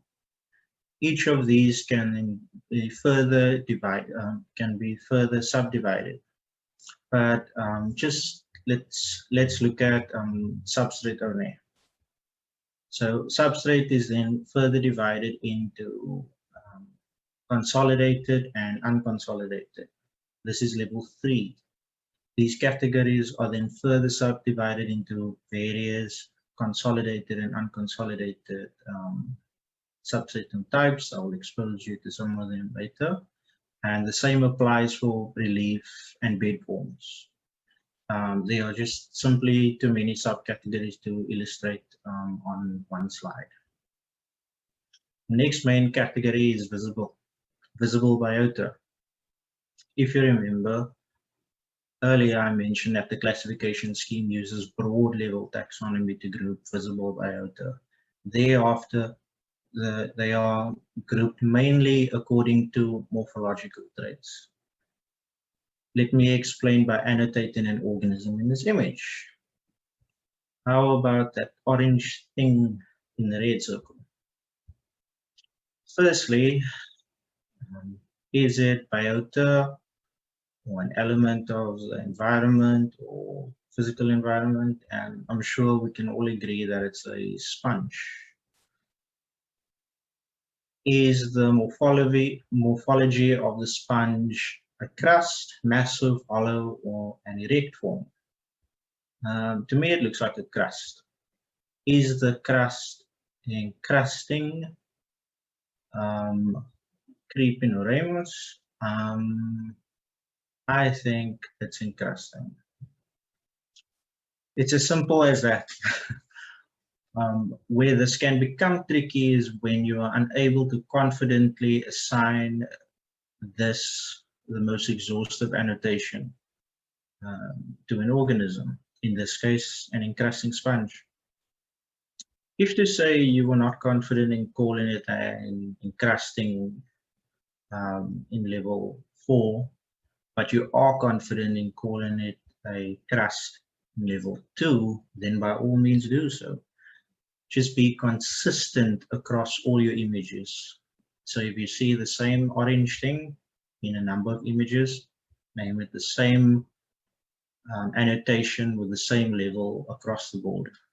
This prevents errors, and identifying organisms from images is just inherently difficult, and misidentifications are bound to happen, especially in unexplored areas or if it's your first time using it. But the classification scheme should take away some of the errors that would occur if you had to use species level data. Now let's attempt to classify substratum in this image. The classification process of substratum type follows the same logic as visible biota. The only difference is that substratum is classified for the whole image. So not looking at only a specific organism or specific part of the image, but the whole image. So let's look at the same image again. The seabed appears to have the structure looking like a reef or something. So because we want to classify this, classify the habitat, let's start with physical. That's the best one I could choose between substratum, relief, and bed forms. I will choose substratum. Is it consolidated or unconsolidated? Looks consolidated to me. Is it a rock, boulder, or cobble? It's probably not a cobble. I don't think it's a boulder either. So let's just say that it's most likely it looks like a bedrock. So yeah, it's that. So now let's progress to part 2, where we will put this all together and we'll actually practice annotating an image or two in CPCE.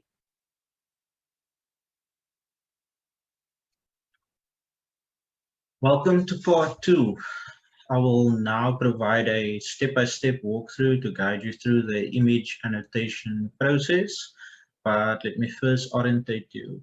After opening up the CPCE application, this window should appear. And for this demonstration, I will refer to the blue area as the viewport, and the bar with the words on top will be referred to as the toolbar. The first thing that you will need to do when opening CPC and every time is to import a code file, and in this case our code file will have the CATAMI classification scheme on it. This code file can be downloaded from the CATAMI website or can be found in the resource folder for the session. The format of the code file is a text file or a text document, and to import it, this can be done by, in the toolbar, clicking options, specify code file, and wherever you have it saved, then clicking code, clicking and open. Nothing should happen. And the next thing that you will need to do is then, or that you would want to do, is then import an image or a set of images. So the first thing to do is to click File and then Open and then Raw Image, and that is to import a single image. But in most cases, you would be processing multiple images. So it's going to file, multiple images, processing, and then process multiple images. Then you will have to find wherever you have your images for a specific sample or the data set stored. And in this case, I have 3 images here that I would like. So select the desired images that you would wish to annotate. And please note that the program only accepts JPEG, GIF, and BMP image files. If your images are in a different format, then find a online software package, something to do the file conversion. I usually save my images in JPEG format. This retains the most quality if it's not in JPEG format already. And then start file processing. Then this will not be what appears the very first time you open CATAMI. I've used it several times, so it saved some information from there, but I'll close this for now. This is just header information where you can insert metadata if you plan on sharing your data set with someone or you want to collaborate with someone. It's possible, but I'll just close for now. So the first thing that should actually appear is this. So this is to specify the area of the image that you would like to annotate. You can either manually size and position the border if you wish, or you can select an entire image unless the literature suggests or the study design suggests otherwise. In this case, I will just select the entire image. Then after, this shouldn't appear again. This window should appear or will appear. And it's called the data point distribution. So this is, and the function of this is to overlay points onto the image. And again, depending on the study design or recommendation, select the appropriate number and the layout of points. In my thesis research, I selected a random number of 50 points, but randomly assigned onto the image. But in this case, I will show you how to do a uniform grid, and we want to have a set number of images, a set number of annotations. So let's just go for 9. 3 times 3. So now I have 9, and you can see this is what it would do. Obviously, if you add a greater number of columns and rows, there would be more. There would be more annotations. But let me actually show that to you.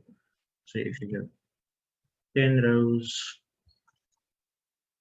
10 columns, and this is to annotate, and this is 100 points per image. And I know some people that use this method to classify the images in CPCE. And after you select that, you can start classify your images. But let me just tell you a bit about what you're seeing in front of you. So again, in the viewport, you're seeing the images with the annotations overlaid onto the image. To the bottom, this matrix at the bottom, that is actually the CATAMI classification scheme. And to your right is where you will input this data. So how I usually start to annotate an image, I start with A. You can use left click to zoom in. You can click anywhere, but left click zooms in. Depending on the quality of the image, see, but let's rather go for something that we can actually see. Let's go for M. So M looks like coralline algae that's on the rhodolith, and I am going to annotate the coralline algae. And because I've used this, I know more or less where coralline algae is. And it's not that one, it's this one. So encrusting coralline red algae, and you would click that. And what often happens is that in a certain area or study area, there would be a certain assemblage of organisms. So the likelihood of you needing to remember or use the entire CATAMI matrix is highly unlikely. You will more likely only use a number of annotations, and with time it becomes easier to find these annotations. If you are struggling, all the major categories are color coded. So if you're looking for macroalgae, I know macroalgae is pink. If I'm looking for echinoderms, I know echinoderms, these pink over here. The corals are this orange over here. And it might be tedious and take some time, but if you're not sure what something is, you can just hover your cursor over one of the annotations and it will tell you exactly what that annotation is. Then let's go to N, the next one. It looks like it's on this fine branching algae over here. So I know it's that one, erect fine branching algae. Click that and you would go on to each and every annotation and annotate each and every point. I am cycling through these points using tab to cycle through it, and all it does, it does what the tab function does and moves to the next line in the table over here. So I'm not going to annotate each and every image. I'm just going to populate some things, just randomly click. Otherwise, I would sit here all day annotating this image.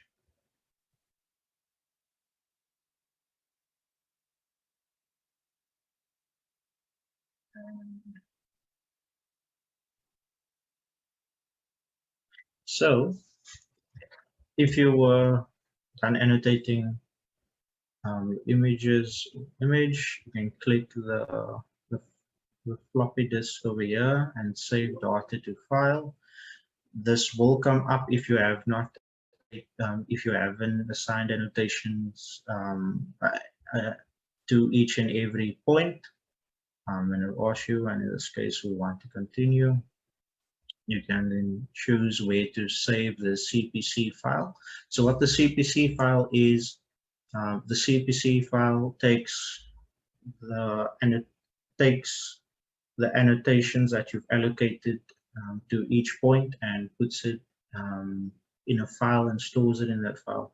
So then if you would like to share this with someone and tell them, I have no idea what these organisms are, can you help me? Then you share the file, the CPC file, and you share the image, the specific image, and you also share the code file with it. So it's three things that you need together that you can share with someone. So in this case, we are just going to call this CPC file test, and save it. So now you've saved the CPC file. If I to open the CPC file, it can only be opened by the CPC software. But we actually want to, if you needed to extract the data out of there, this is how you would do it. So it's File, then Save, and save CPC files to Excel. What it actually is doing is actually just converting the data in the CPC file and converting it to an Excel file that you can actually use. So how you would actually do this is annotate multiple images. So if we have to go to the next image, you can go here, next file in dataset. Another image, if you have to populate the data, I'm just going to add 1 or 2 annotations to this one, just to show you. And then save that file again, show you again, and we call this one test2.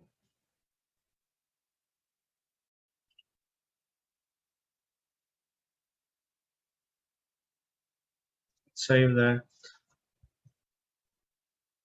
So now if we wanted to per process a single sample, maybe at 5 to 10 images in that sample, and you've done this and you've gone over this process 10 times with annotating each and every point, you would go say File, Save, CPC files to Excel. This does pop up, just tells you to close all Excel files if you have any open. Click OK.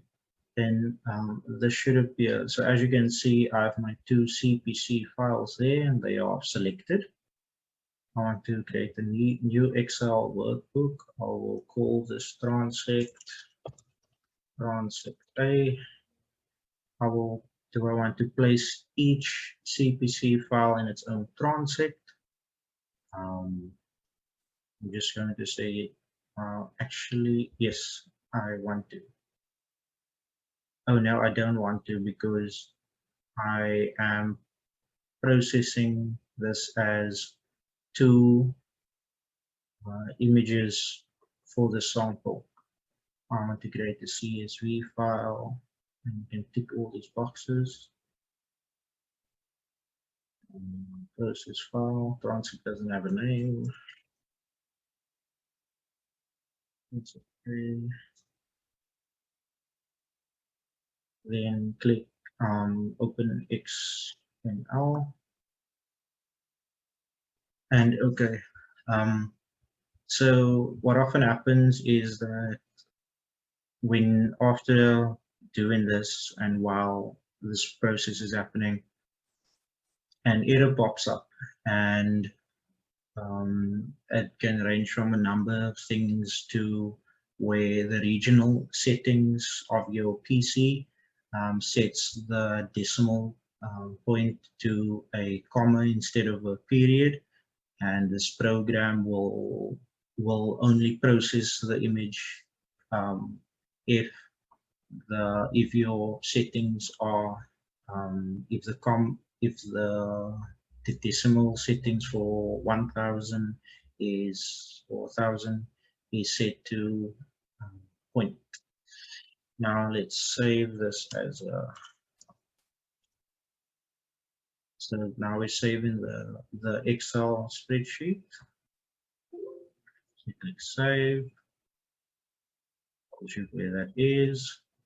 So now, if we would want to open the Excel spreadsheet, we can go into our file where it's saved, and we can see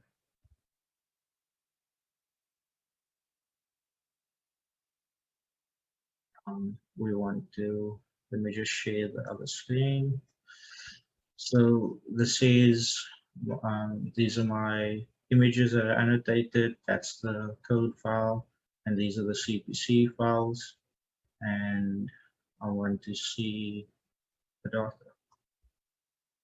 So it gives you this nice output, gives you a data summary, tells you the composition and the percentage cover, the mean, some summary statistics of the organisms that you found in your images. But I tend to stay down to transect raw, or the raw image file over here, and then copy this data into a larger data set, and from there on I would analyze the data. So as you can see, for the first image, for the first 13 annotations, I had 0 annotations, and then annotation 14, 15, 16, and 17 were annotated here. And if we go on, it should show the second image, and there's the 2 annotations that I made there. And yeah, that's that. If you have any questions, I would really love to hear them. I will help where I can. Yeah, thank you.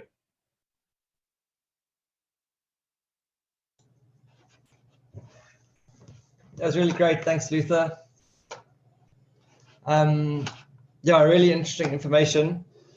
I see there's no questions through yet. So guys, if you do have any questions, please remember to put them into the question and answer box, or you can raise your hand and you can ask it live. I had a couple of questions myself. So how do you create the species file? Is there from CATAMI through to CPC? Are there some rules or templates that you can follow? So I actually downloaded, first, can you hear me? Yes, I can. Oh, yeah, okay. Thanks. So I had first downloaded it's called a CPC CAB file online. It was quite a few years ago. And that was, the CAB file was the was the CATAMI classification scheme in the file format that CPC can read it. So then I just had to import it, but that actually wasn't the case. There was something wrong with the formatting, so I had to manually create the file. It took me some time. That's why I've added that file into the Google Drive link that you can find there into that repository, so that everyone can use it. That file works and it doesn't have any issues. And it's simple as that. What I have done for my thesis is to actually add add 1 or 2 annotations that I wanted to. So they were things like unidentified organism or water column. I also just added to this code file because I had annotation, because I had points that were in the water column or were in the back somewhere where I couldn't annotate, where I couldn't classify an animal or something like that. Okay, yeah, that's great. That was my next question, is whether or not you can add to CATAMI. That's cool. Thanks. Okay, so there are a bunch of questions that have come through now. So the first one is, I haven't found a way to open a CPC file that doesn't have the original image or code file. Is there a way to use a CPC file to retrieve a code file and or image in another format, such as a JPEG from it? No, I don't think at all. The program is littered with bugs. If you do that, then what would often happen is that you would have to uninstall CPC and actually reinstall it just so to get it working, even for your normal work. That's what I've found. Yeah, we've also had run into lots of, well, yeah, it's one of those things you've got to be really careful of, is making sure your code files and your saved files are all kept in the standard place, and it can get quite complicated. Okay, so then from Roma, hi, we collect data using line transect and quadrat images. We process the images using PhotoQuad. We can use the software to understand can we use the software to understand the quadrat pictures? Did you hear that, Luther? Sorry. I'm sorry, I was busy sharing my screen.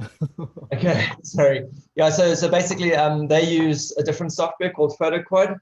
And I think the question is whether this can also be used to analyze quadrat pictures.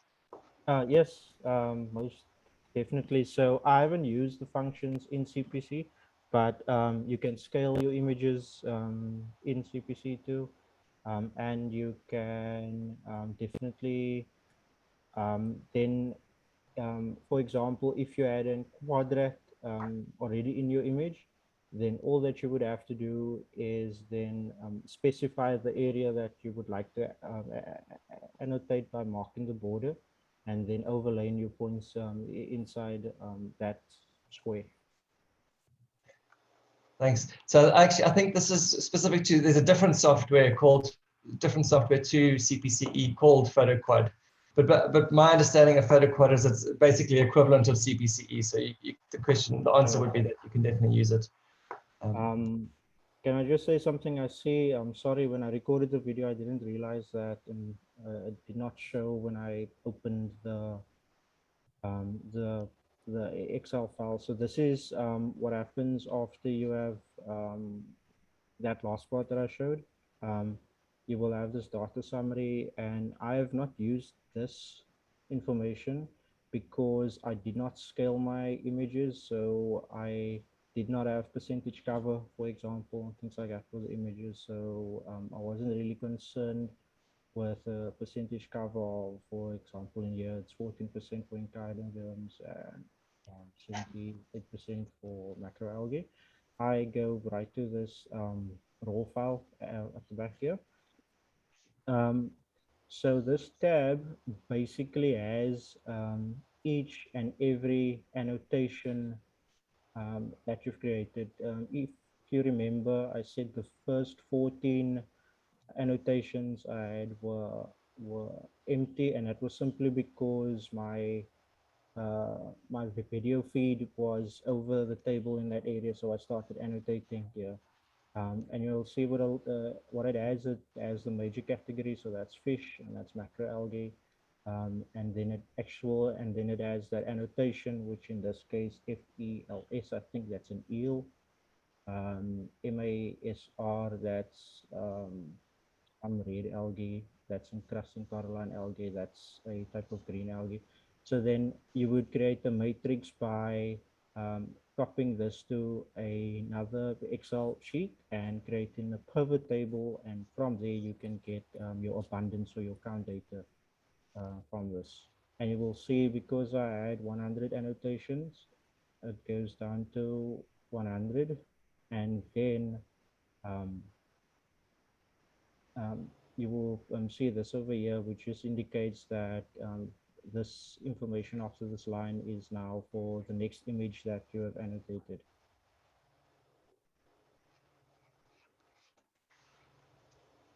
Great, thanks, Luther, for that. Yeah, so there are a couple more. So Clement asks, how do you deal with epiphytes? Would you list the epiphyte or the organism that it's attached to if the X falls on top of it? So I've had that issue with my data too, where in my study area we have this specific sponge that encrusts on whip corals and specific sea fans, and it's a symbiotic relationship. So what I decided was I created this rule where I would rather annotate the coral rather than the epiphyte, because the epiphyte, in this case, the sponge, would not occupy that space in the water column if it was not for the coral. One other thing you can do in CPC that I have not done, which I probably should have done, was there's a notes column too. So there are two columns, one for the annotation and one for the notes. And in the in the file, you can add your notes as like if, for example, if it was a symbiotic relationship, if a coral is bleached, if an area is degraded or there's pollution. I just never did that. Yeah, no, I think that sounds reasonable. I think if you're looking at the epiphytes, it might be something a bit more specific that you're doing.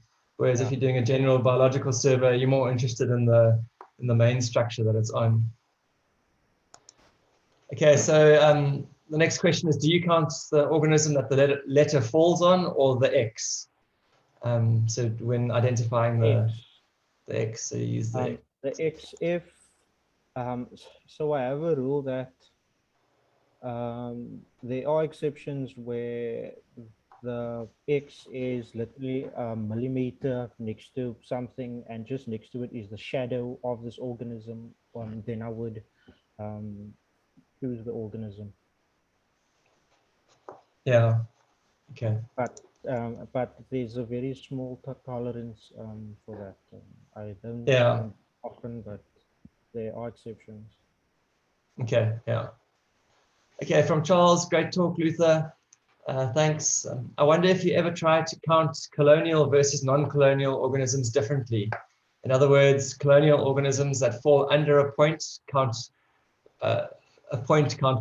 could be measured in terms of their area extent, while non-colonial animals would simply be counted as a new example. And are you aware of any studies that combined or merged these two kinds of data? So I have not separated colonial and solitary animals. So what I would do though is if one or more points landed on a colonial or solitary animal, I would only annotate that organism once, even though I know it's a colonial animal. Yeah, that's all that I do.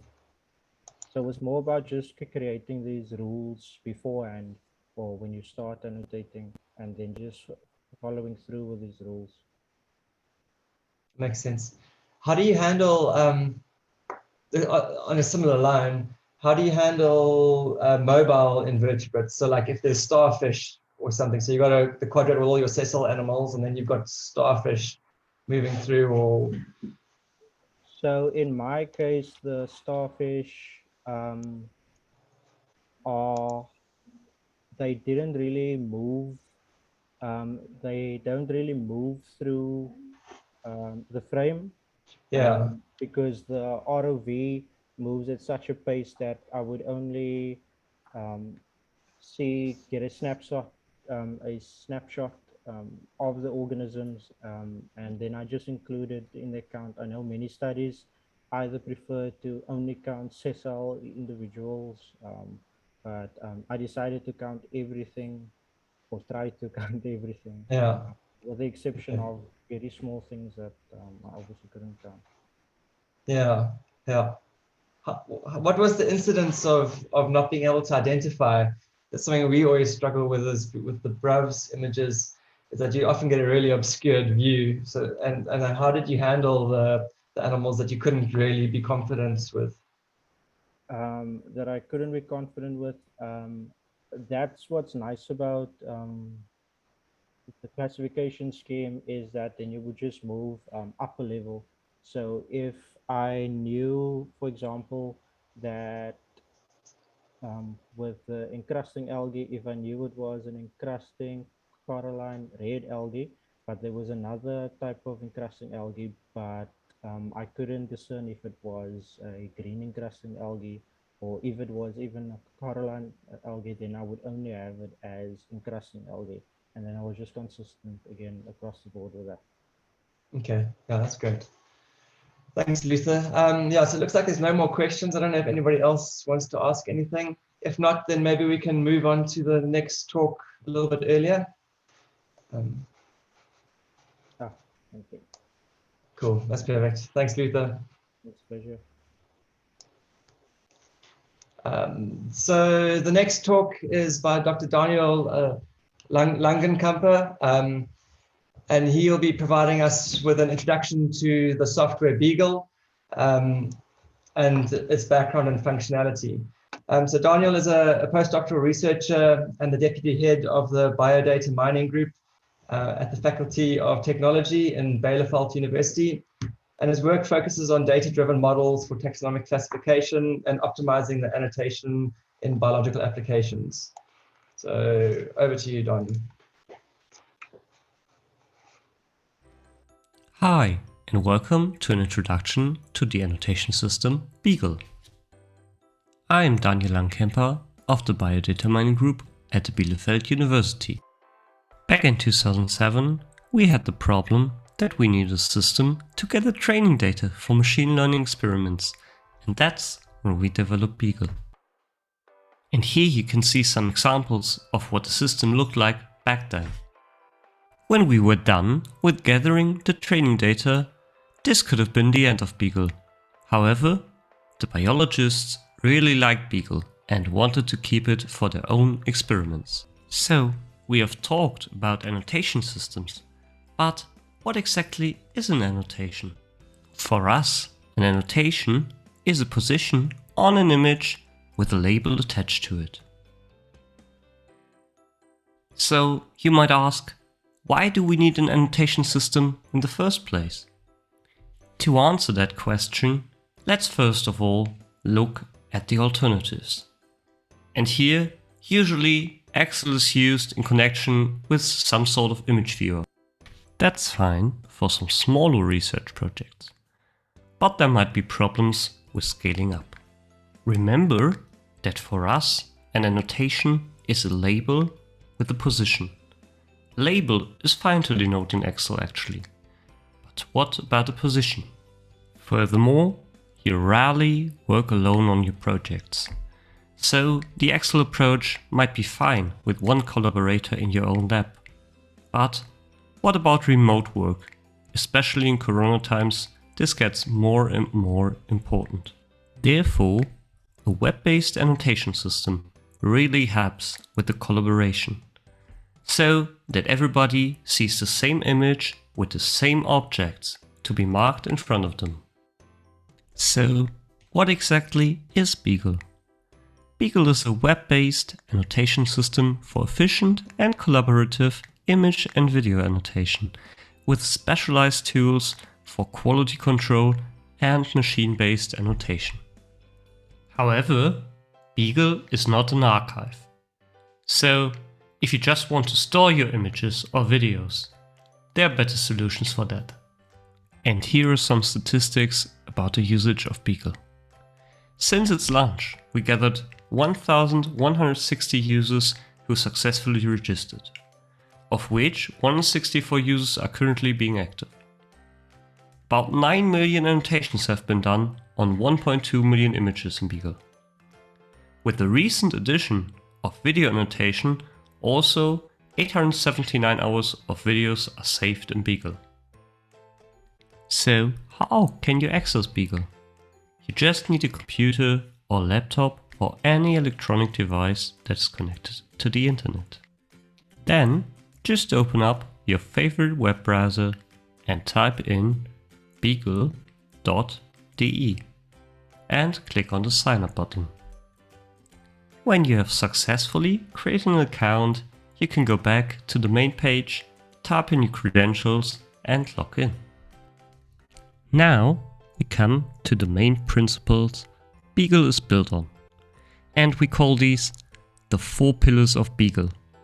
So for each field we develop tools and methods to improve the experience for the user, for image and video annotation. The first pillar is efficiency. It comprises methods to make annotation less tedious and time-consuming for the user. The second one is quality control. Quality control is a very important but often neglected field in marine image analysis. Methods for quality control try to detect and correct typical errors, or better, prevent them in the first place. The third pillar is integration. If you did all your annotations at one point, it's nice to have them in Beagle, but in the end you probably want to compute some statistics on them, compile them in a nice report, or apply your own algorithms on the data. Some automatic reporting methods are provided by Beagle itself, but for interoperability, we also have a way to export the data to your favorite analysis program, which may be, for example, Excel, SPSS, or programming language of your choice like MATLAB, R, or Python. The last pillar is machine learning. Although this is connected to the aforementioned 3 pillars in many ways, we list it here because of its importance. Machine learning methods comprise methods such as automatic detection of interesting objects or tracking of objects in video annotations. Now, let's have a look at Beagle itself. If you successfully logged in, you arrive at the landing page. Here, recently annotated images or videos are shown at the top. Below, you find projects which you have access to. Projects are the main organizational objects in Beagle. So if you click on the name of a project, you are being redirected to the project view. Here you can see all the image or video volumes contained in the project. If you again click on such a volume, you are being taken to the volume overview. In a volume, a series of images or videos are accumulated, which are shown as thumbnails. If you click on such a thumbnail, you get to the final layer in Beagle, which is the annotation view. The annotation view is used for the actual annotation of an image. If we compare these layers to files on your hard drive, the landing page is something like your cruises folder, which contains a coarse categorization like an area of operation. The underlying project view shows different dives in that area, maybe at different time points. Finally, the volume view shows the single image files which can be opened with something like an image viewer, which is the equivalent to our annotation view. Let's have a closer look at these layers and their possibilities. In the project view, a number of image or video volumes are shown, denoted by little thumbnails. The type of volume is denoted by small icons. To get a quick overview of the contents of a volume, you can hover over the thumbnails.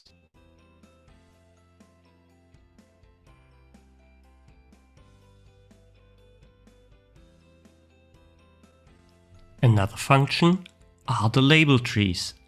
These are taxonomic or morphological label trees which can be attached to projects.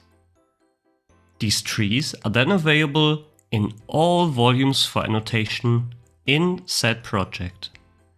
I'll now show you an example for a new label tree. First, click on the label tree tab. Click on this button to create a new label tree, and after that enter a meaningful name. The empty label tree is now created and added to the current project. By typing in a name and clicking on the plus symbol, a new label is created. Labels can also be created hierarchically by choosing a parent for the new label to attach to.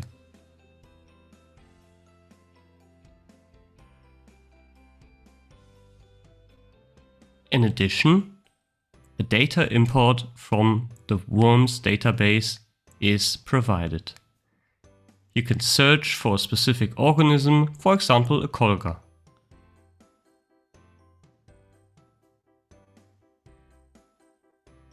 By clicking on the plus sign, the label is imported to our label tree. When the recursive mode is activated, we can also import the whole label hierarchy.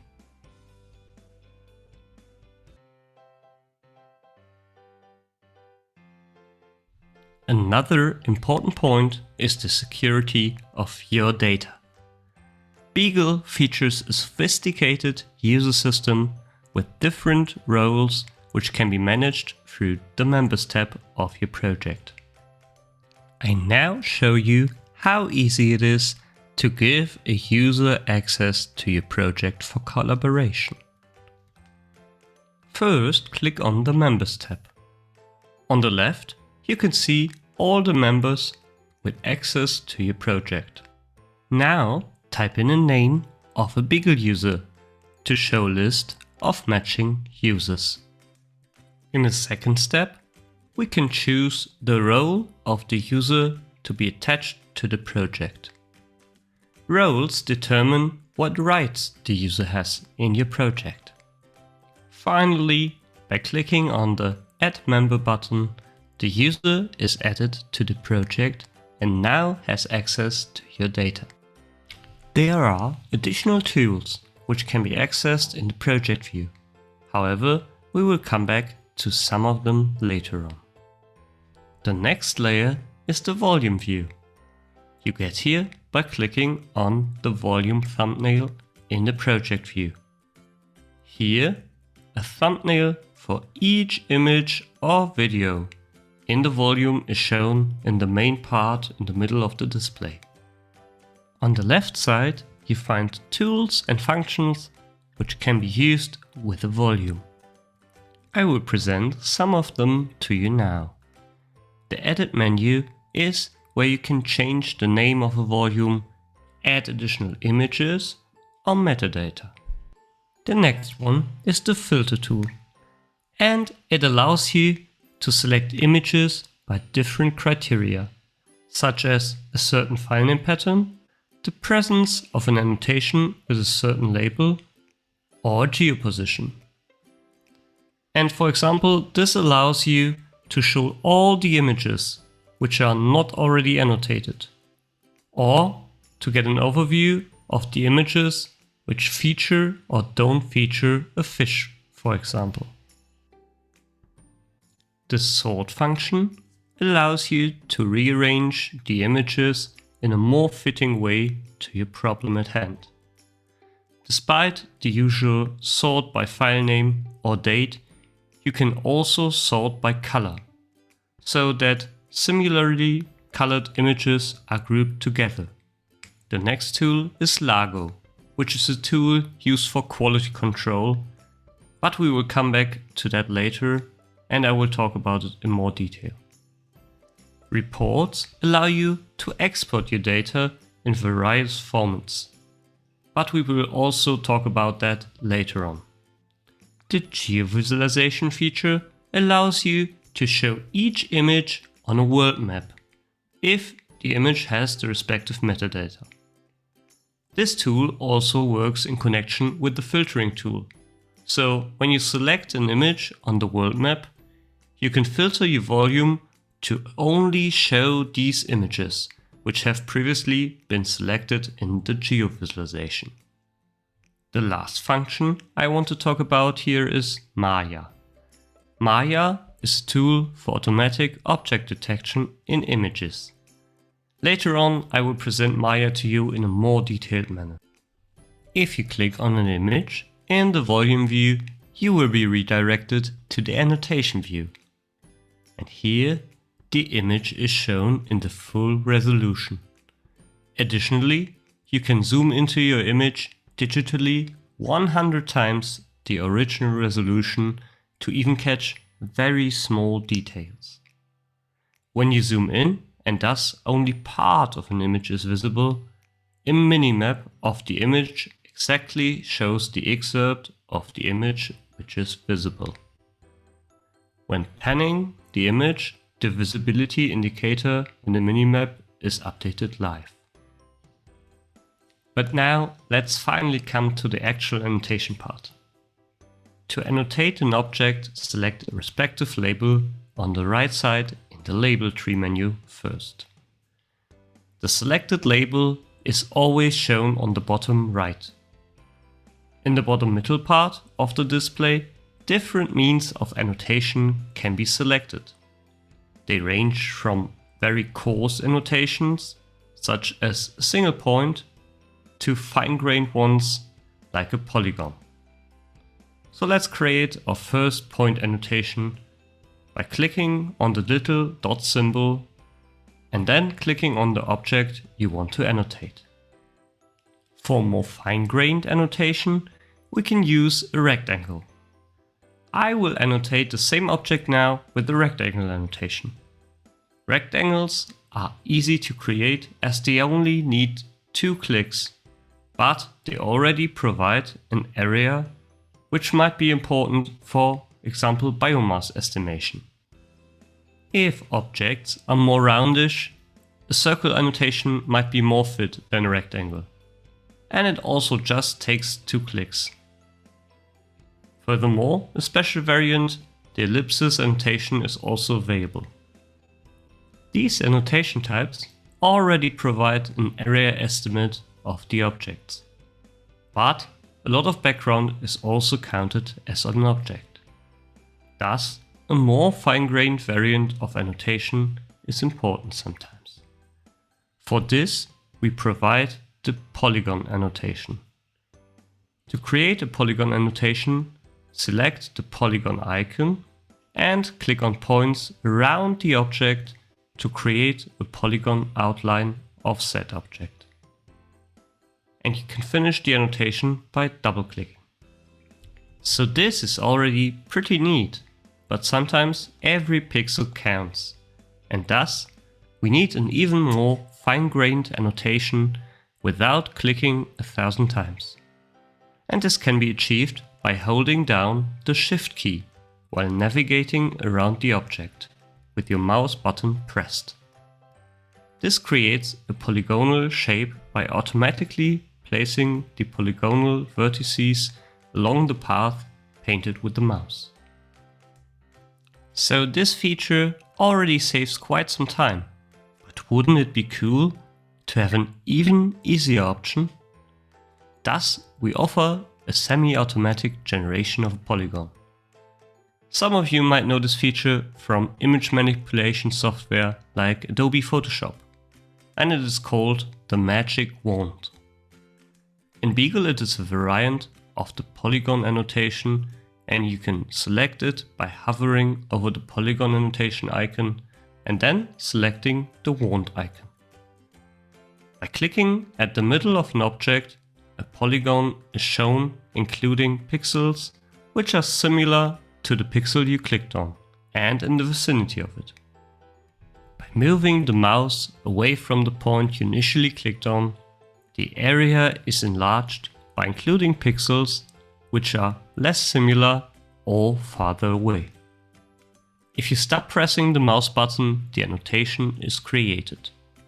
This just takes seconds and usually leads to quite satisfying results.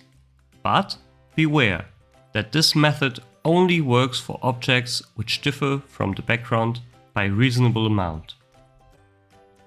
On the right side of the display, there are multiple other functions and tools to help you during your annotation sessions. The first tab shows you all the annotations already done in the current image. You can use this view to pan and zoom to a certain annotation or delete the annotation. We already used the second tab, which is the label tree menu, to select annotations from any label tree attached to the current project. The third one features the efficiency tools. Here, a number of tools mainly used for efficiency or quality control are located.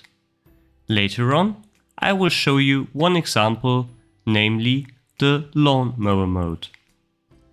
The next one is the image manipulation tool.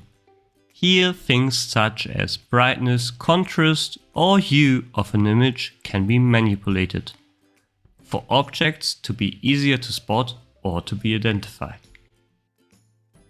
The final tab is the settings menu, which can be used to enable or disable certain features, such as the minimap, or showing the zoom level on screen, or the position the mouse cursor is pointing at in the image.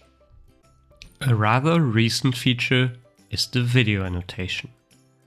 Although similar to image annotation, some additional problems have to be solved for efficient video annotation.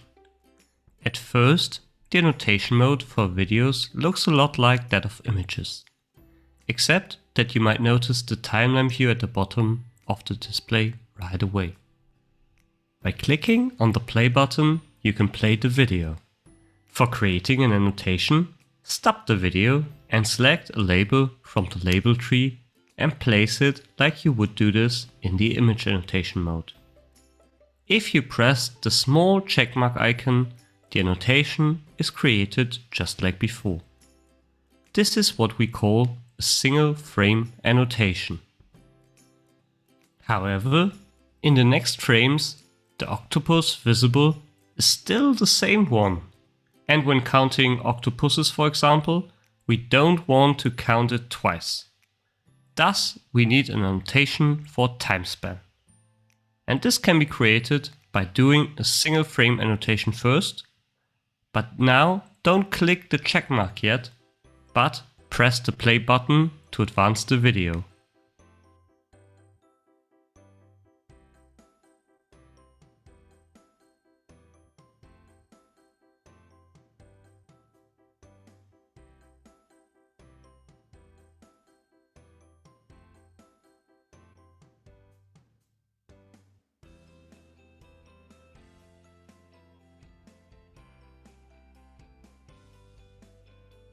If you now create another single frame annotation and press the checkmark, this time you can see that an annotation is created in the timeline spanning from the one time point to another. We call this an annotation clip. If we now replay the video from the first annotation, we can see that Beagle interpolates between the first manual annotation and the second one, thus following the octopus on its path.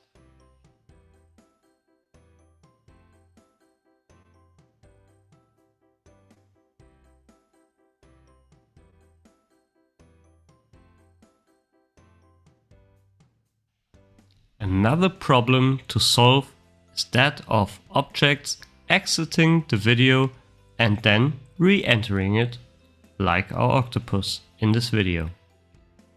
If we want to create just one annotation, we can create an annotation or annotation clip before the octopus exits the video and one when it re-enters the video.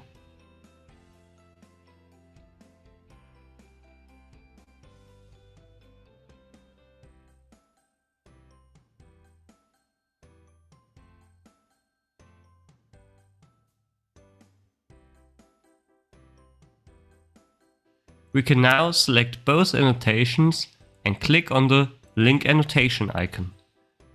This way, the annotations are linked shown by a small dotted connection and are counted only as one annotation. Annotating the octopus multiple times in the video is quite tedious. Thus, we provide a way to automate it by tracking the movement of the octopus in the video. And this can be done by creating a single frame annotation first, but instead of clicking the checkmark symbol, we press the other icon. This starts the tracking process in the background, which is depicted by the blinking single frame annotation. You can now wait or go on annotating and come back later. After some time has passed, the automatically generated annotation clip is shown. Now we come back to the 4 pillars of Beagle. In the following, I want to present to you a tool for each of the pillars. Let's start with efficiency. If you want to annotate every object in an image, you just browse through the image in a more or less regular pattern. But unfortunately, it is kind of easy to miss something and it is quite slow. That's why we provide the lawnmower mode. When activated, the tool pan and zooms to the bottom left corner. By using the arrow keys, the view advances to the right and after that to the top in a slightly overlapping fashion, like a lawnmower mowing a meadow. This way it is much harder to miss parts of an image. When one image is done, the next image is shown. And the progress through the whole volume is also shown at the top. So this tool provides an efficient way to navigate a number of images without missing any content. The next pillar is quality control. I want to present to you one of our favorite tools called LAGO. Imagine you have annotated a lot of objects and now you want to recheck if your labels are correct. LAGO shows all the objects with the same label in one display. If we, for example, select sea cucumbers, all of them in the current volume are shown. We can now quickly spot that there are two objects, which look a bit different than the rest. For the first one, I'm quite sure that this is not a sea cucumber, but for the second one, I'm not that sure, and I want to have a quick check. By hovering over the thumbnail and clicking on the details icon, a new window is opened which shows the object in the original image, so that I can zoom in and have a closer look. Finally, I can now select these two objects to be relabeled. When you click Continue, a new label can be attached to the object, with the one being a fish and the other one still being unknown to me. A third field is integration. For exporting data, there's a reporting feature to export the data in either easily human readable formats, such as visualizations or Excel sheets, or into machine readable formats like CSV for easy import into other software. And here I'll just give you 3 examples. The first one is the basic report. This generates a PDF with the number of organisms found as a bar chart. The second one is the abundance report. On a per image basis, we get the number of occurrences for each organism in a simple to read Excel sheet. The third option is a CSV report, which outputs a computer readable file for export to other software. The last pillar is machine learning. Here I present to you Maya, our approach for automatic object detection. Maya consists of 4 steps. The first one is novelty detection. Here, objects different to homogeneous backgrounds are found. The second step is manual filtering of these detections. Because these are subsequently used to train a machine learning network, we call these training proposals. The third step is the actual machine learning based object detection using the mask-RCNN algorithm. Because the algorithm also makes mistakes, the fourth step is a manual check for errors. If you already have enough training data, by manually annotating a volume, you can skip steps 1 and 2 and use existing annotations as training data.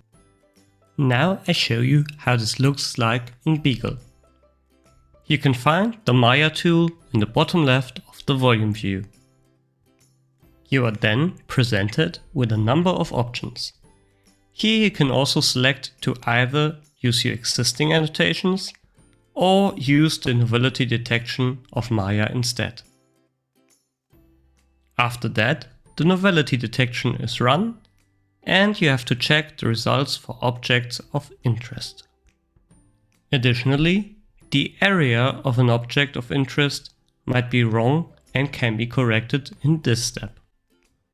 After the object detection is finished, you are being presented with the results, which can now be checked for errors. Furthermore, the size of the object can be corrected and a label can be attached. There are many more options to explore. For example, Beagle supports the convenient annotation using an interactive pen display or an iPad with a stylus. Oh, and did we already mention that can be run on a Raspberry Pi if necessary? So thank you for listening. If you have any more questions, you can ask them now or have a look at one of our papers about Beagle or one of its tools. For more information, we also have an extensive user manual.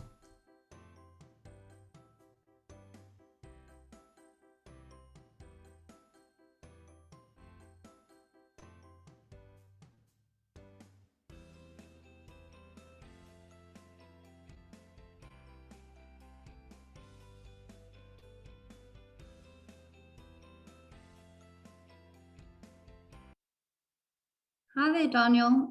My name is Roxanne Duby. I'm just stepping in for Dr. Anthony Bernard for your question session. It's nice to meet you. Thank you so much for that talk. I really enjoyed it. Thank you. Can you hear me? Yes, I can hear you perfectly. Thank Great. you. As far as I know, yeah, there are two of your colleagues, Martin and Tim, joining us. I don't know if, Martin, if you'd like to just introduce yourself before we start with the question session.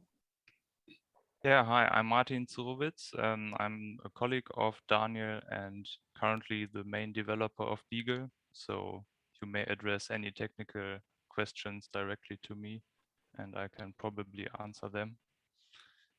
Great, thank you. And I see Tim's joined us too. Hi there, Tim, if you'd just like to introduce yourself, please. Thank you.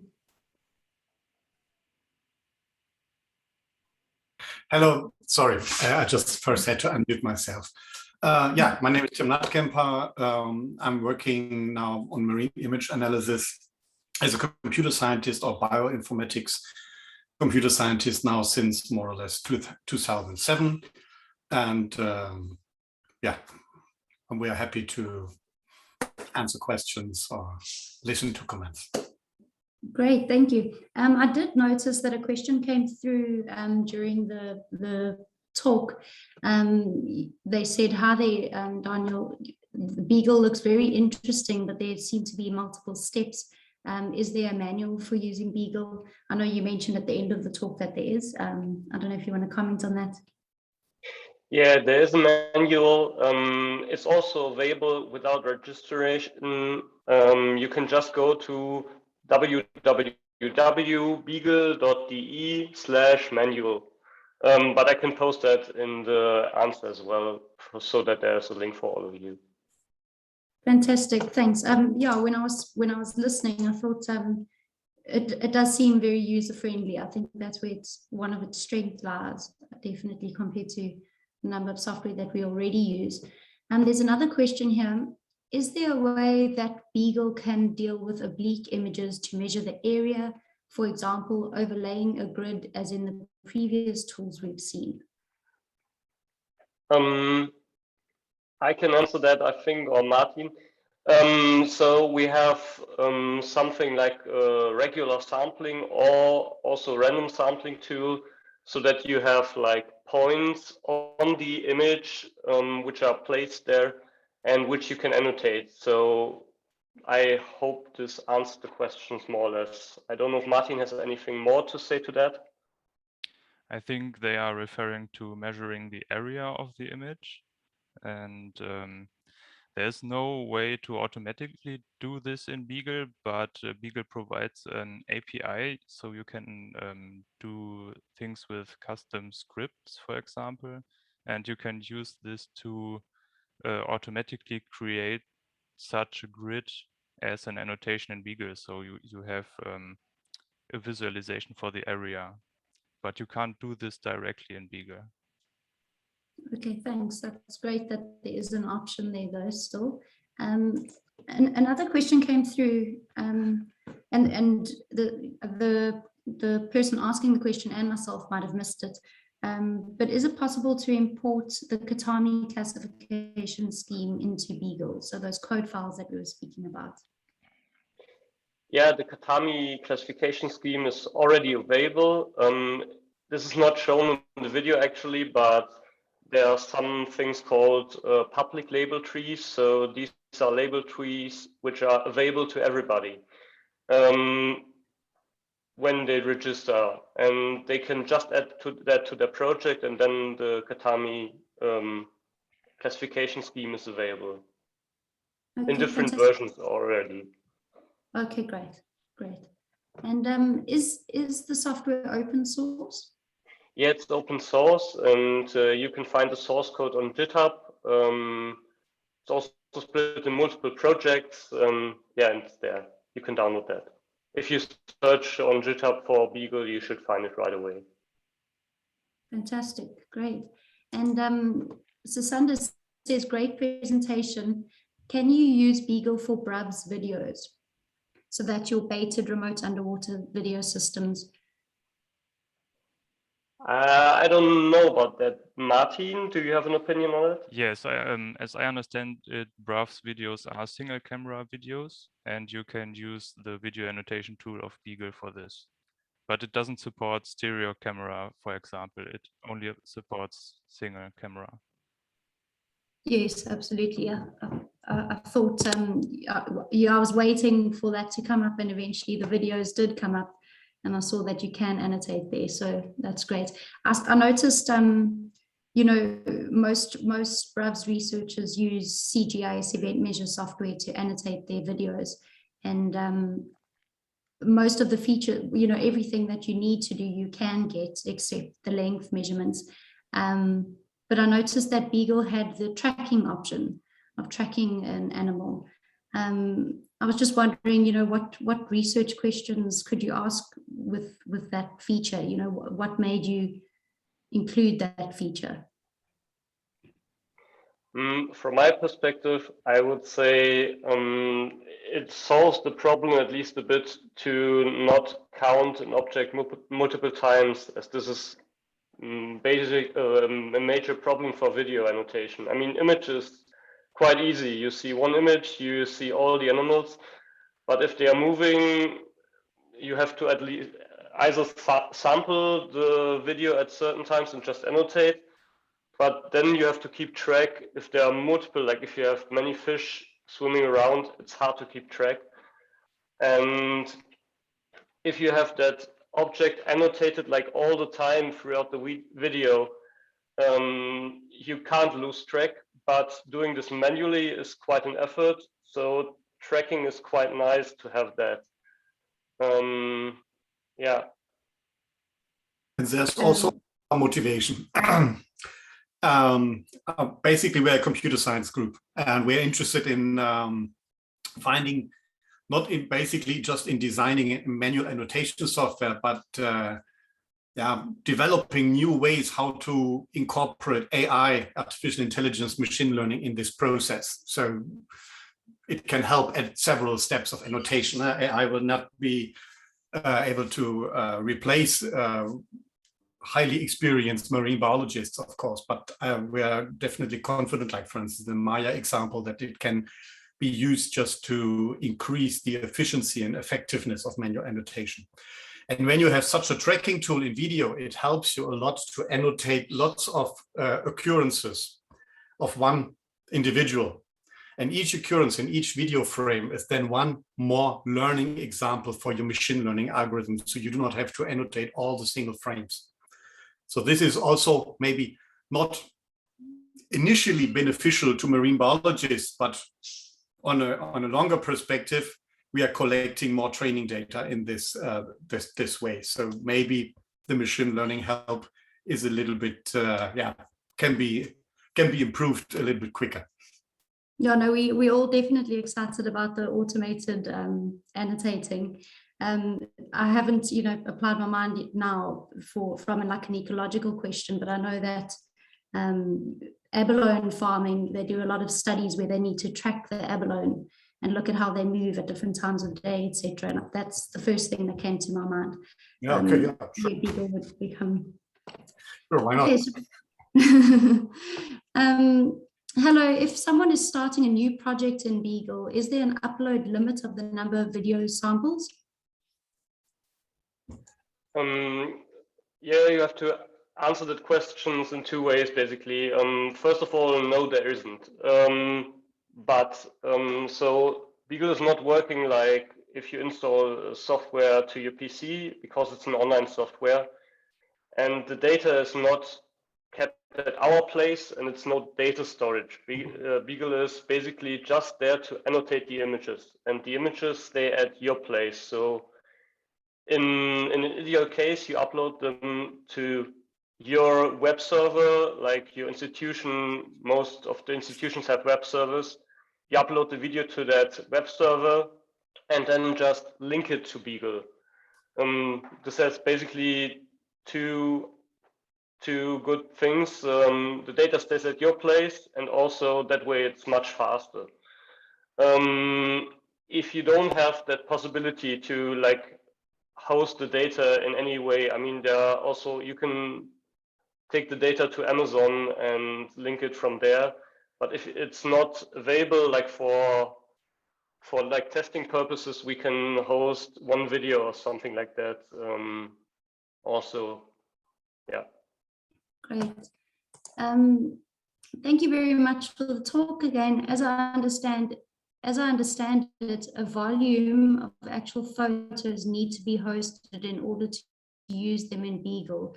What is the simplest way to do this for someone just starting to use Beagle? I think the easiest way is to contact your IT department about this website and a way to upload it. If you just want to test the software, we also have a demo folder. So if you register with Beagle, you get presented with a button, create a demo folder, and then you have something to play with and to see if it fits your needs. And then, yeah, contact your IT department to host the data for you. I mean, these are professionals and it's not that difficult to do that. And yeah, if that's not possible, there are ways like Amazon, which is easy but pricey. Yeah. Just to add a few lines there. We have collaborated with lots of different kinds of marine biology or environmental research institutes or companies. So in each situation, the IT support on the other side is on a different level, or there are different IT capacities. This must be solved individually. Sometimes, for instance, if we are collaborating with small research institutes in marine biology that do not have really a big IT support, we acquire for third-party funding from, I don't know, public grant-giving institutions like the EU or some other kinds of administration. And this always depends on the particular data, the particular institute or the company or the different kind of network that wants to use Beagle and their capacities. Right now, we have always found a solution.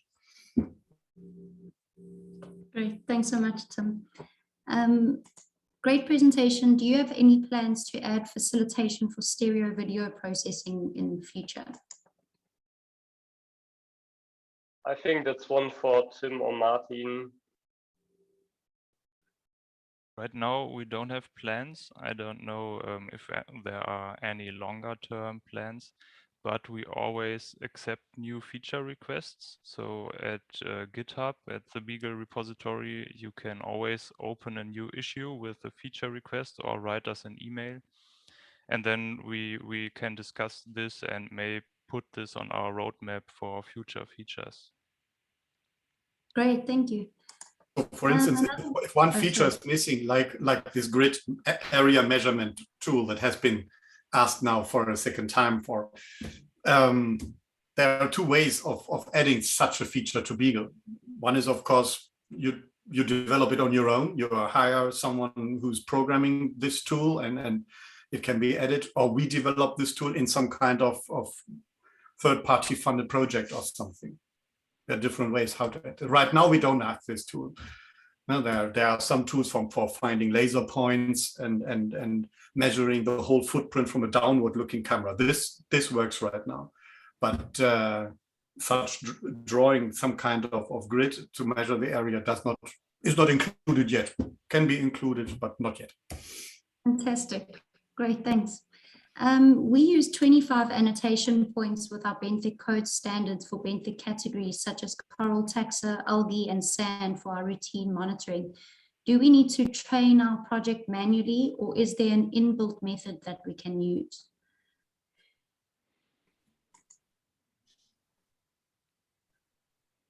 I'm not sure if I get the question correctly. I think this might be directed towards Maya. I think so.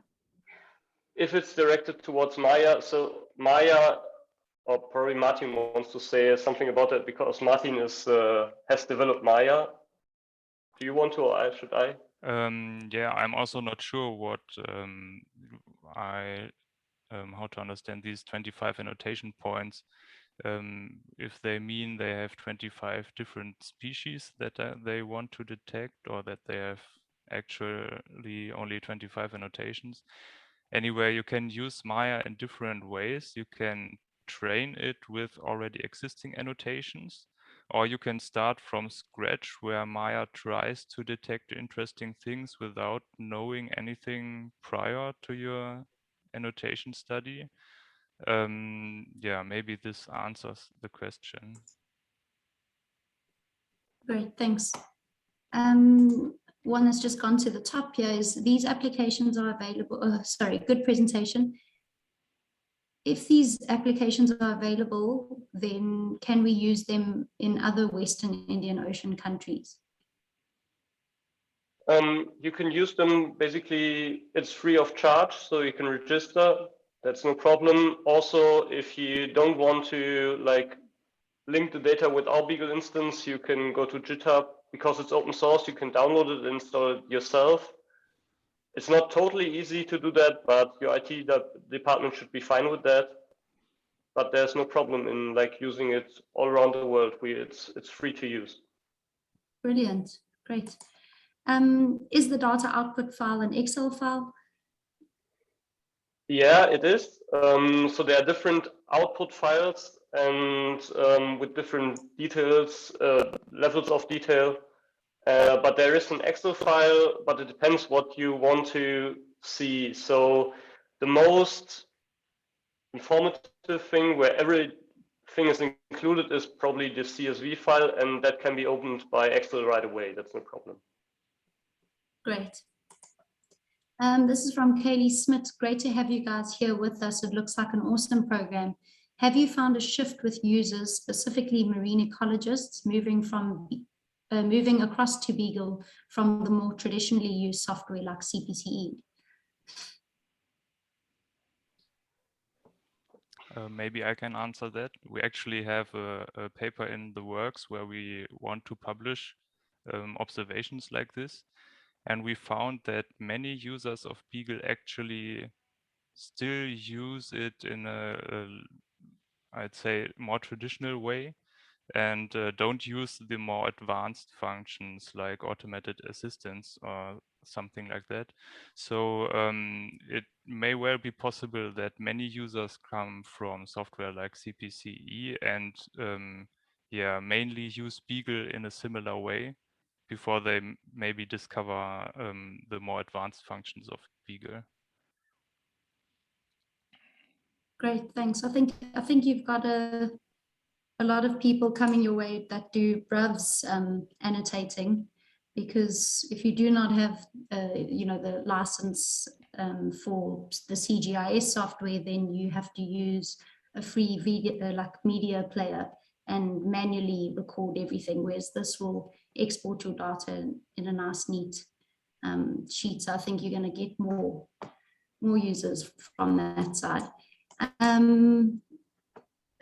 People are asking for the Beagle link to be sent to the email. I'd just like to remind everyone that all the pre-recorded talks and the links to the resources will be emailed to everyone after the workshop. And again, just another question from Katie that we can fit in quickly.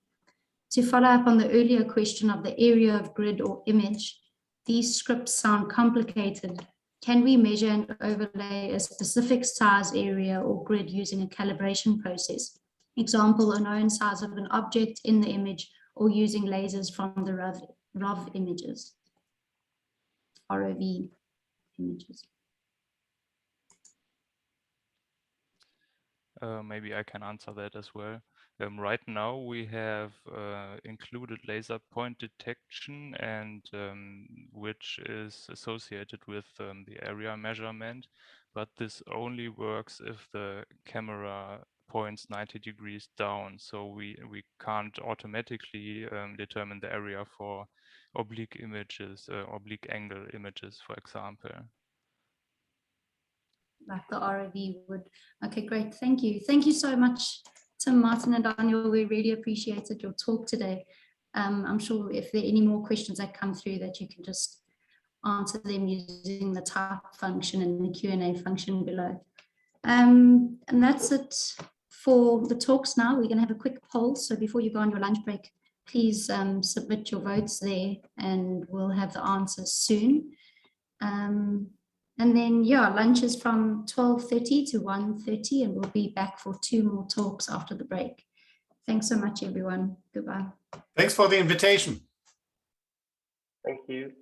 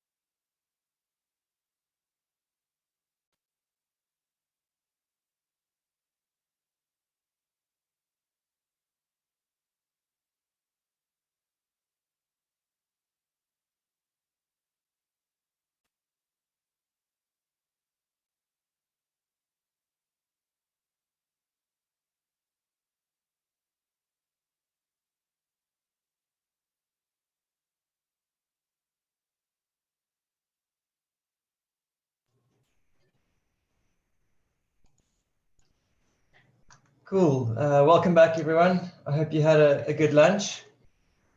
So we have 2 presentations for this afternoon. First up is Dr. Denham Parker, and he'll be providing some background on the suitable methods for data analysis. Denham works at he's a fisheries stock assessment scientist at the Department of Forestry, Fisheries and Environment in South Africa. And he's got a broad interest, including marine ecology, population dynamics, stock assessment, and the overall effects of marine resource use. So over to you, Denham.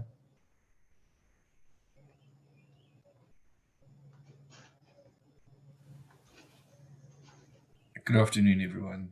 My name is Denham Parker, and the talk today is going to be a very brief introduction to the types of analyses which we can use for image data in marine sampling. When I talk about image data, it's basically any sort of video footage or photographs that could be collected from a BRUV or from a jump camera. And the analyses we'll be going through are the very basic analyses. I won't go into much depth, but I do recommend these 3 books in particular. They helped me a hell of a lot when I was starting out doing analyses for BRUVs. That is Mixed Effects Models and Extensions in Ecology with R by Zur, Numerical Ecology by Legendre, and Generalized Additive Models by Wood. Those are definitely 3 books that I would recommend you get your hands on if you intend on doing some analysis on ecological data. So data analysis as a very basic process is analyzing, modeling, or depicting data in a manner most appropriate to extract as much information as possible. So it's a very broad process, and it doesn't necessarily mean modeling as such, but it's just having the information in front of you and manipulating or modeling it in such a way that you can really express the most information from that data as possible. The analyses which you can use is largely dependent on the data that you have available to you. And there really are three main types of analyses for ecological image data. Again, the image data, we're talking about photographs or video footage. And these three are univariate or descriptive. That is your most simple, basic sort of analyses. Then we have regression types analyses, which include regressions, generalized linear models or generalized additive models. And then finally, multi-variate analyses, which include PCAs, MDS, and MRTs. And I will get into those in a little bit more detail in this talk.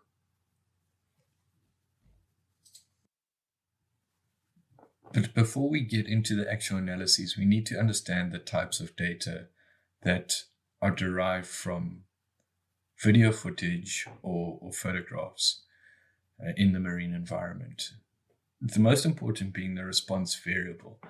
So the response variable is the main variable that you're measuring. It's the variable that you're interested in. And normally it is of your species of interest, or at least your community of interest. And you can manipulate that or into multiple indices. So the obvious one is count, or simple presence absence. You can also have a proportion, like in CPCE. If we randomly put 50 dots down and see where those dot lands, it will be a proportion. We can have, in the case of BRAVs, a relative index where we have the maximum count of individuals from a single species within a frame at one point in time. We can also have biomass, which is obviously a function of your count and your size when you're able to get length data. And finally, we can have multi-variate data, which is essentially a species matrix. So you're counting all the species that you see within a sampling unit. Then obviously we have explanatory variables. These are the variables that you're measuring secondary to your response variable, and they're generally environmental parameters such as depth, temperature, location, substrate, etc. So they are the variables that you are going to use to try and explain the variation you see in your response variable. As I mentioned, univariate or descriptive analyses are the most basic form of analyses, and generally they're used as exploratory analyses to give a reader a better understanding of the data set that is being used. Mainly it's done on raw data. If there is any form of transformation, it's basic, such as calculating a diversity index or frequency percentage. And the examples we have here are simple box plots. We have a species rank where you rank the most frequent to the least or frequent species, which includes a bar graph, which categorizes them in terms of genus and family. And then on the right-hand side, you also have a very nice description of a number of indices, including max-in, species richness, species diversity, length, across depths and across habitat types. So like I said, there's very little transformation. It's mainly raw data, and it's very descriptive in that it's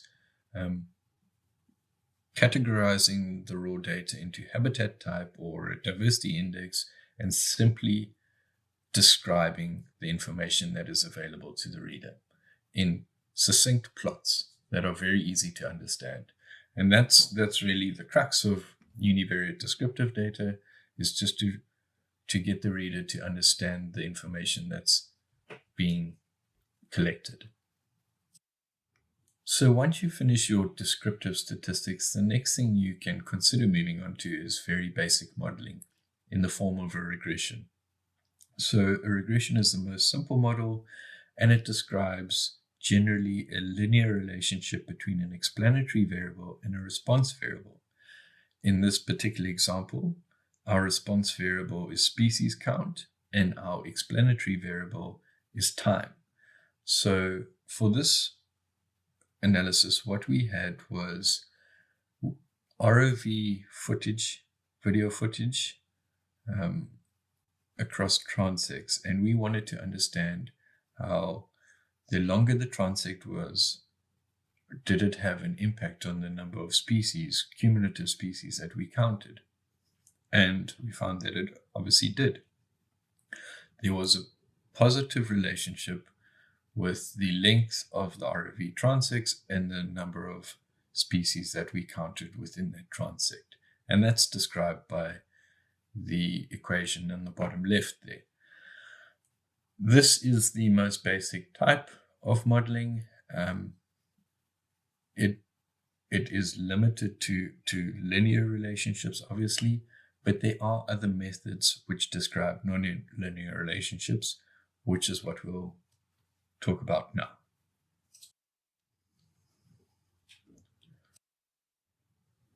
A further extension of the generalized models are what we call mixed effect models. There's the generalized linear mixed model and the generalized additive mixed model. And the difference between these mixed models and the normal generalized model is that the mixed models include both a fixed effect and a random effect in terms of the explanatory variables. So mixed effect modeling is quite complex. I'm definitely not going to get into it here. It's a very broad topic. But if you're interested in it, then Alan Zer's book called Mixed Effect Models and Extensions in Ecology with R is really the Bible for mixed effect modeling in ecology. But the one thing that I can tell you is that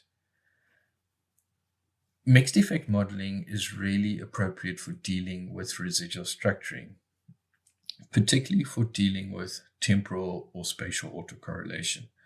It's the only means, including a random effect, is the only means that you can really account for that residual structuring, which may be a result of autocorrelation. So in terms of the data that you would get from video footage or perhaps above, is if you think there may be some residual structuring as a result of autocorrelation, try mixed effect modeling to account for that. Until now, we've been focused on single species analyses, where the response variable is essentially a single species, such as abundance data of a particular species. But what happens, or what analyses can you employ if you want to look at communities as a whole? Well, this is referred to as multi-variate analyses. So instead of having a single response variable, you now have a species matrix, which is essentially your response variable. So you have more information. You have multiple dimensions of information as opposed to a single column within an Excel spreadsheet. And that's really what we're going to be focusing on from here on out. What appropriate analyses are there for such data? The first and most simple is hierarchical clustering.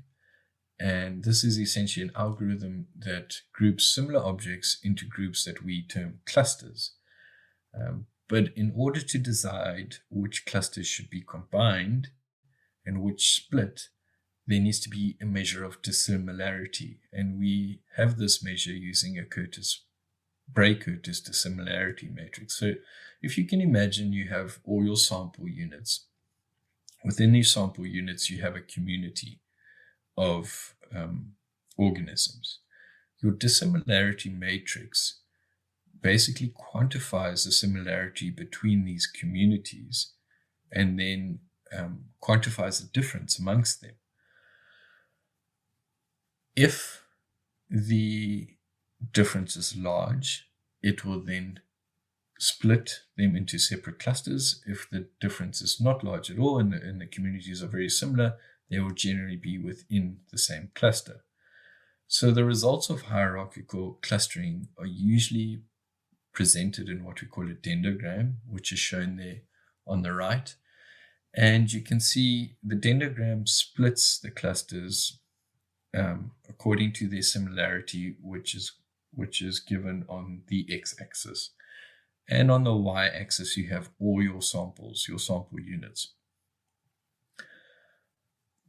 Essentially, what this shows you is what sample units are most similar to each other. What observations that you collected are most similar to each other. Another method of clustering is the k-means method of clustering. However, that's kind of more appropriate for very large data sets, as opposed to the hierarchical, which is better for smaller data sets. One of the problems you encounter with multivariate data is the dimensionality of your data set. So dimensionality is essentially the number of columns you have in your data set as well as the number of observations or rows in your data set. And when that gets large, it becomes difficult to get any sort of inference out of it. So the way that multivariate data deal with this is using dimensionality reduction techniques. Essentially, the aim is to reduce the dimensionality of species matrix into usable components. And there are multiple ways of doing this, and I will just talk about multi-dimensional scaling and principal component analysis. MDS is really just a graphical representation of the pairwise distances mapped in two-dimensional space. So like with a hierarchical clustering, if you have a Bray-Curtis dissimilarity matrix, it is the pairwise distance between or dissimilarity between two points or a pair of points. The distances among each point correlates as best as possible to the dissimilarity between the two samples. So points that are very far apart are generally more dissimilar than points that are close together when put into a graphical format. And we can see it up, or an example of an MDS in the top right-hand corner. This particular one, we were looking at the community sampled, the difference in community sampled between angling and brubs. And essentially what we found, the results from that showed that angling only sampled a small proportion of the community, whereas brubs sampled a lot more species.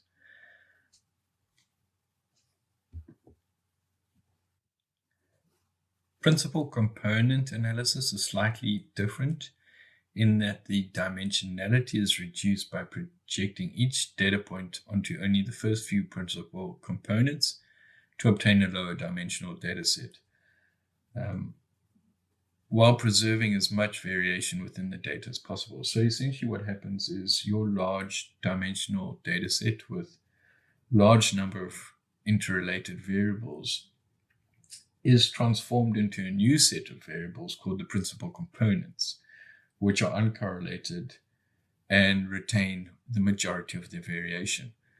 We then graphically represent the first two principal components in a normal PCA figure, like you see down in the right-hand corner there, which shows us in the two-dimensional space of your first two principal components, where each of your samples sit and what communities they belong to. And you can see the percentage variation of the first principal component is 45.2%, and the variation of the second principal component is 26.5%. The third principal component would explain even less variation, and so on and so forth.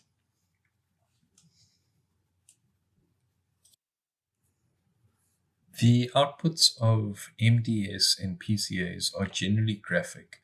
They take the dissimilarity between sampling units, or the communities between sampling units, and they graphically display them in terms of 2 or 3 dimensionals. So the further apart the sampling units are, the more dissimilar they are. However, that doesn't really tell us the whole story. So there are associated multivariate tests which can be done in conjunction with MDS and PCAs. I'm going to talk about 3 of these. The first being the Permanova, which determines if the centroid or the spread of the object is different between groups. You can imagine the centroid being the mean of a group in 2-dimensional space. So Permanova essentially quantifies whether 2 groups are different or not. The communities between 2 groups are different or not. An ANOSIM tests whether distances between groups are greater than within groups. So it's another way of kind of quantifying dissimilarity. If the distances between groups are less than the distances within a group, well, then there's no difference between groups. So comparing the mean rank of dissimilarities between groups to the mean rank of dissimilarities within groups is a very nice way of deciding whether these groups group out statistically or not. SIMPA is slightly different in that it calculates the contribution of each species in terms of percentage to the dissimilarity between groups. So in this way, you can kind of see SIMPA as a post hoc test where you have decided that 2 groups are dissimilar, statistically dissimilar, and you want to understand which species really contribute the most to their dissimilarities. And that's when you would use a SIMPA test. With the MDS, the PCA, and the associated tests, we simply use the species matrix or the species composition data. We didn't actually include any sort of environmental data to assess the relationship between these environmental parameters and the species composition. If you want to do that, one of the ways that you can do it is to use a multivariate regression tree. You can also use other methods such as the RDA and the CCA, the RDA being a redundancy analysis and the CCA being canonical correspondence analysis. But I'm not going to get into those. I really prefer the multivariate regression tree. What this does is essentially describes the relationship between multi-species data and environmental characteristics. And it does this much in the way that hierarchical clustering did it, but it includes the influence of the influence of environmental data. So MRT forms clusters of sites by repeatedly splitting the data. Each split is obviously defined by a simple rule based on the environmental values. So we have an MRT on the left there, and you can see the first group is split off from all the other groups in that it is predominantly on the substrate sand. Then from the substrate rock, it splits further into group 2 based on latitude that is greater than 34, and latitude that is less than 34 is then split again based on longitude into group 3 and 4. And at the bottom, we have pie charts to the actual species compositions of those 4 different groupings. So the splits are chosen to minimize the dissimilarity of sites within a cluster. So essentially, all the sites that fall into a grouping have a similar species composition. I think this is a really nice way of at least portraying the influence of environmental factors on species composition data, and as well as clustering the different observed species compositions into different groups.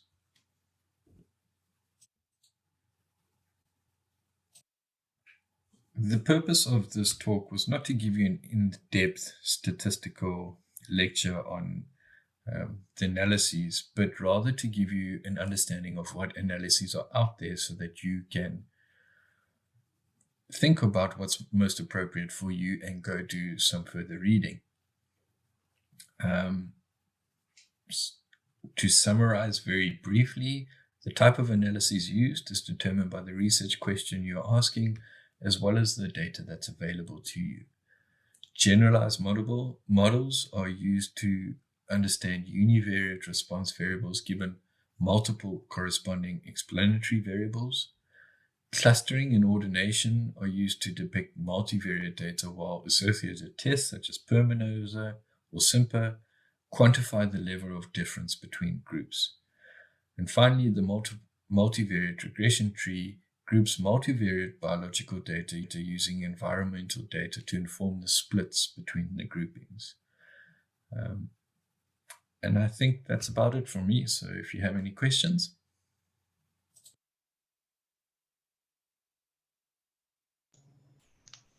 That's great. Thanks very much, Denim. Yeah, it's a very broad topic to talk about. But yeah, you covered the bases nicely. Yeah, and very broad topic. I didn't know how far in depth to go. Just to note, we did miss, there was obviously a bit of a technical glitch and we missed a couple of slides on generalized models, but I will pass on the presentation and you can share them. Great. So if anyone got confused, there was a couple of slides missing in the beginning, so apologies for that. No worries, thanks, Denim. Yeah, if you make I think all the presentations will be made available, so people can review it then and probably contact you if they've got any questions. So we do have a couple of questions. So Amy asks, what packages in R can perform MDS and MRT? So MDS, I think the mass package is pretty straightforward. You're able to use the mass package for MDS. It's one of the more basic multivariate analyses, and it's really just graphical in its nature. You can put, like I did there, you can put some 95% confidence ellipses around your data to group them out. So you obviously can categorize your data manually or put a category into each one of your observations and then split them visually. So the mass package is good for that. For multivariate regression tree, this is one, I used to use the MVPart package, but I know that is kind of not being maintained as far as I can tell. And I have to manually install it when I reinstall R. So it is a bit of a problem. And there are updates to other similar sort of analyses, but check if you can get your hands on NVPart and install it. For me, that was the best package to use. Does vegan not do it? I haven't really looked into vegan. I think vegan may also do it, but like I said, NVPart for me was really, really useful when I first did it, but I know there has been some issues with it not being maintained. Okay, great. Thanks, Denim. The next question, is the multivariate regression tree a similar analysis to BioEnv? I think so. I don't know a lot about BioEnv, but essentially what it's trying to do is cluster. It's a clustering a process that's done by iteratively splitting data, hierarchically splitting data, but also acknowledging that where the splits form in terms of the environmental data that you've put in. So I think it is similar to BioEnv.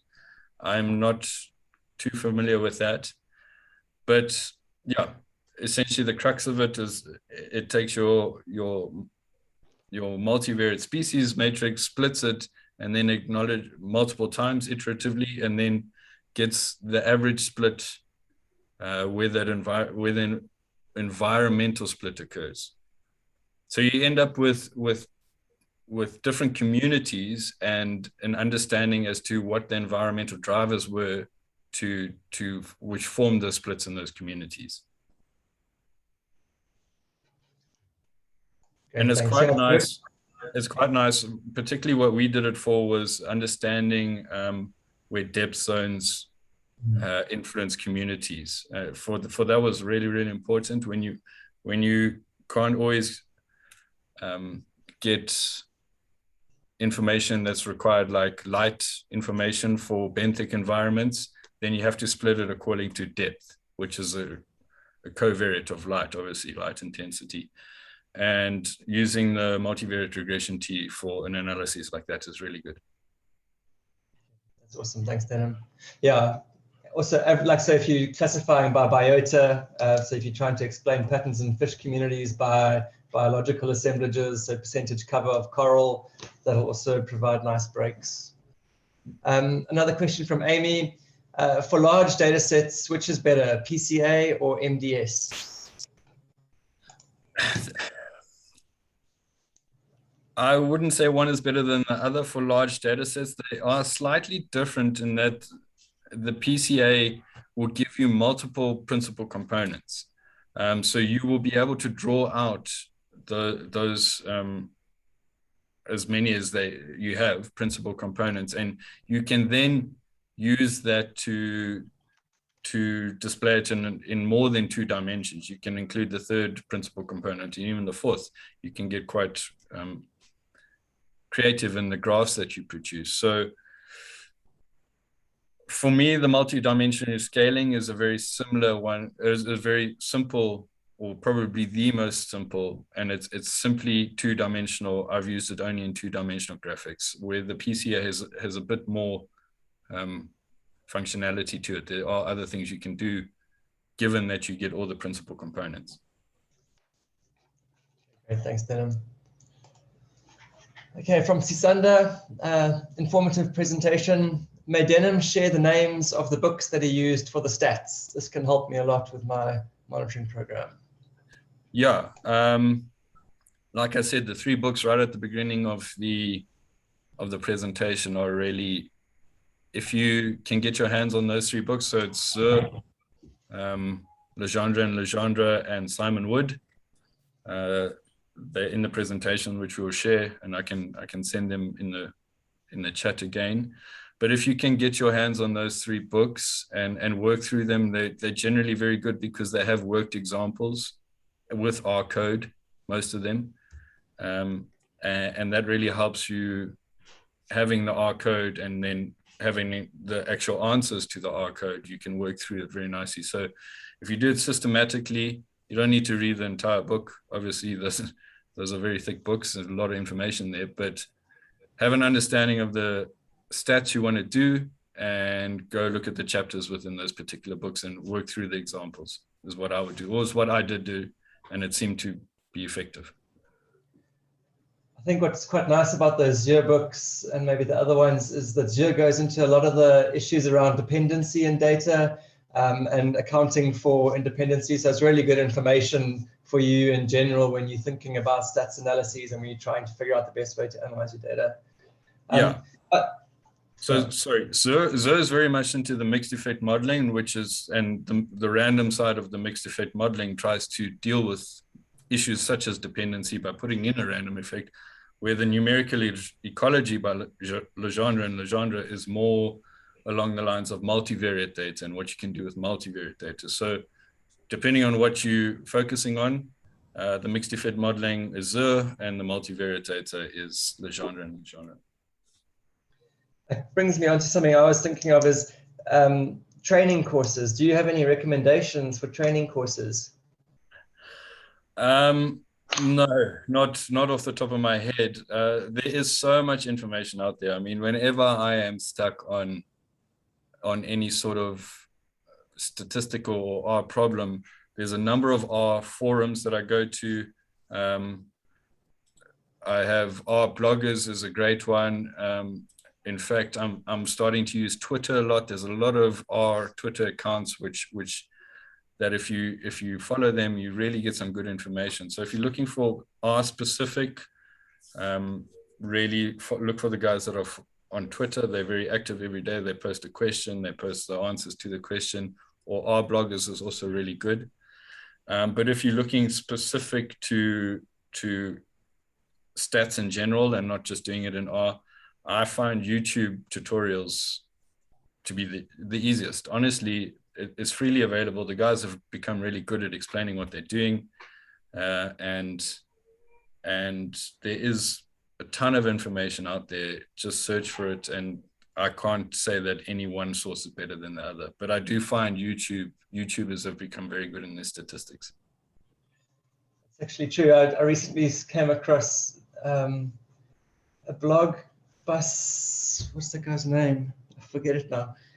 Anyway, it's called From the Bottom of the Heap. It's a guy who does generalized additive models, and they're excellent.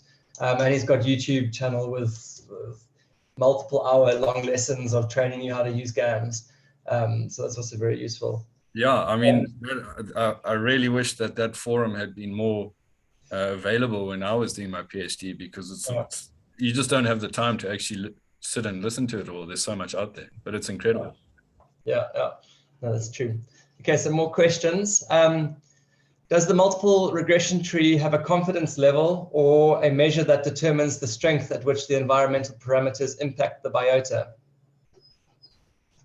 That is a good question. So the confidence, really, how the regression tree works is the closer the split to the beginning is, the more important that split is. And obviously, as the splits get lower to the terminals, the less important there is. But you can also do something called a random forest, and that is a very nice way of quantifying variable importance. So one aspect of a random forest is a whole kind of side of modeling, but one aspect of it is it iteratively splits your data and then sees which of the environmental variables are placed at the top and the bottom and ranks them. And you do this thousands of times, and you can actually quantify which are the most important variables to your analyses. And I've done that quite a few times, and it's also a very nice exploratory way to know, before you start doing any sort of generalized modeling or mixed models, you run a random forest, you rank your variable importance, you can see relative to each variable how important a variable is, and you can then, if you have numerous variables, you can then narrow it down to what you're actually going to put into your model. So random forest, I didn't include it in this talk. I probably should have, but it's another source of analyses that I rely on quite frequently. That's great, Dylan. I think the linkage tree analysis in Primer, in the Primer software, is the same thing as a multivariate regression tree. I think it's very similar. Yeah, that does give you a p-value for the significance of the splits. So there's that as well. Yeah, that's also linked to that question. I see Layla Neft posted a nice comment in the chat box, which is basically a kind of a question, which we could probably answer, related to having to buy a Primer 6 or Primer 7, so Primer is obviously a great multivariate stats tool. It's very easy to user-friendly, but you do have to buy it. But there are free versions though, so I don't know if you want to talk a bit. I don't know if you've used Vegan much, but Vegan is a great free version for R for doing basically any multivariate statistics. Yeah, so Vegan, like you said, is basically the R version of Primer, but you need to obviously understand R coding, whereas Primer's got the GUI that you click and press and your results come up. There's benefits to both. I chose very early in my career to not even get involved in Primer and just go straight with R. So I don't think I've ever used Primer. But my suggestion is if multivariate analyses is kind of what you're going to be doing for any length of time, that you try at least move into the vegan side and R, because they, by virtue of that, it's not click and play. There's a lot more that you can manipulate to suit your data and your analyses. Whereas Primer, you feed in the data and you hope that there aren't any unforeseen issues. Okay, that's awesome. Thanks, Denim. Yeah, I think that wraps up the questions. I don't know if anybody else has anything they want to ask. For now, though, we'll put up a poll, another poll for you guys to give us a little bit more feedback. I don't know if you want to say anything else, Denim. You're done. No, I'm done. Thank you. Thanks, Ant. Cool. Yeah, like I said, Denim. broad topic, but there's a lot of information out there. So just use the resources available. Great, excellent. Thanks, Denim. Thanks, guys.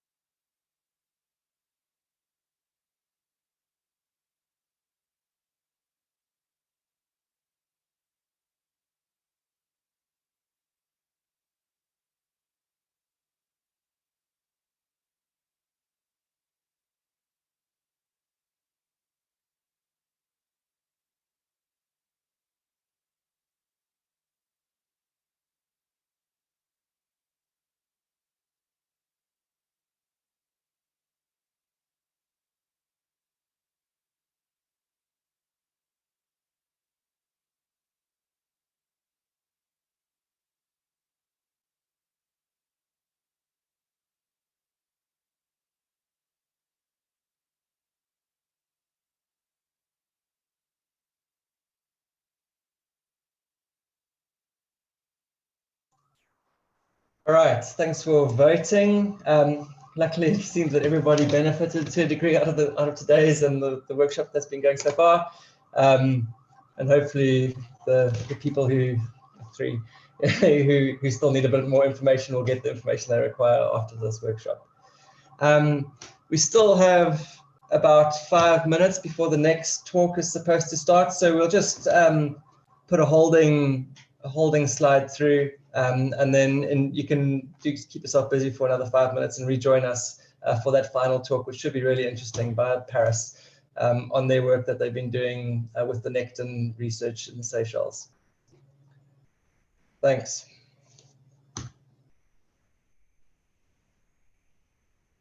And can I come? Yes. Yes, sorry. It's Tanya. We're going to give Denim a chance to just share his missing slides quickly. So okay, the talk will start at 1:15. Cool, thanks.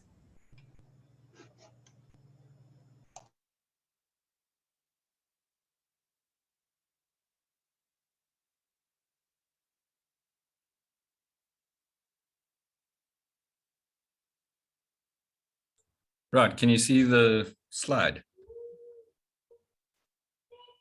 Yes, we can. Yeah, thanks, Denim. Okay, so I'm just going to quickly talk this through. The previous slide was the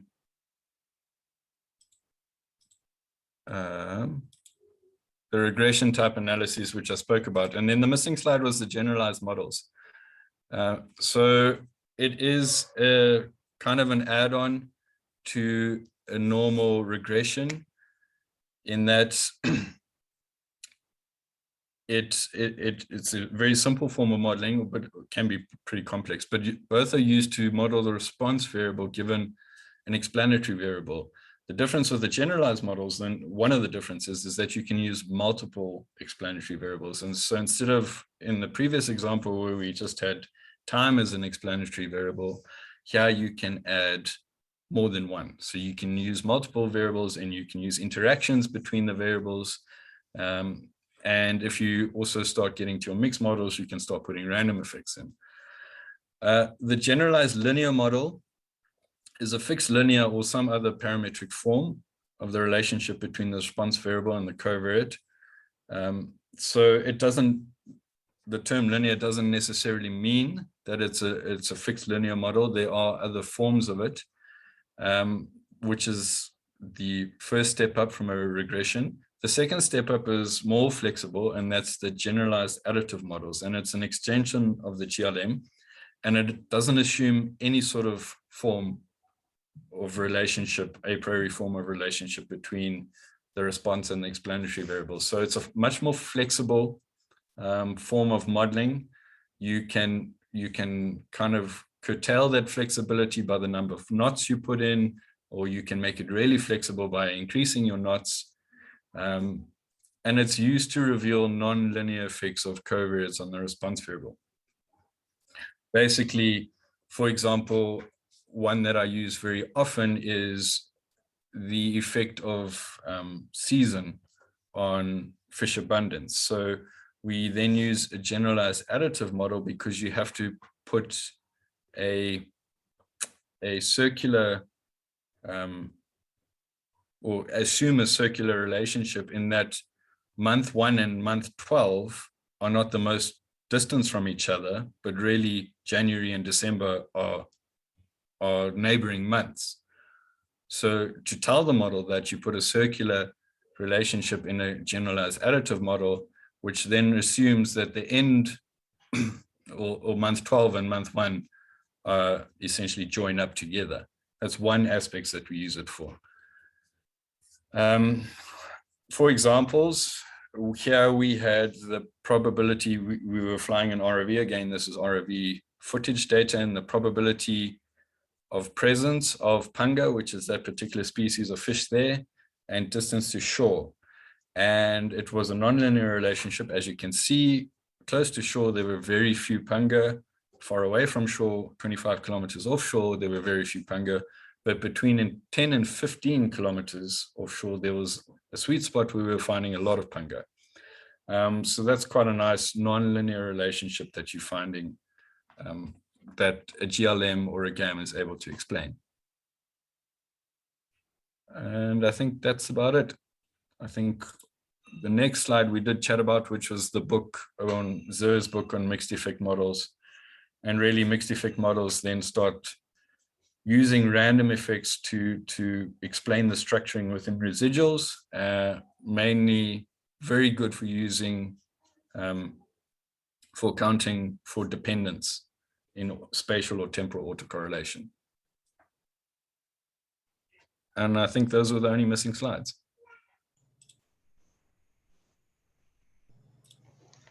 That's great. Thanks, Denim. I'm not sure if anybody has any questions that they would like to ask Denim regarding these. We are on schedule to now move on to our last presentation. So if you do have a question, pop it into the question and answer box, and Denim will answer it for you. Okay, cool. So lastly, last up for today is Paris again.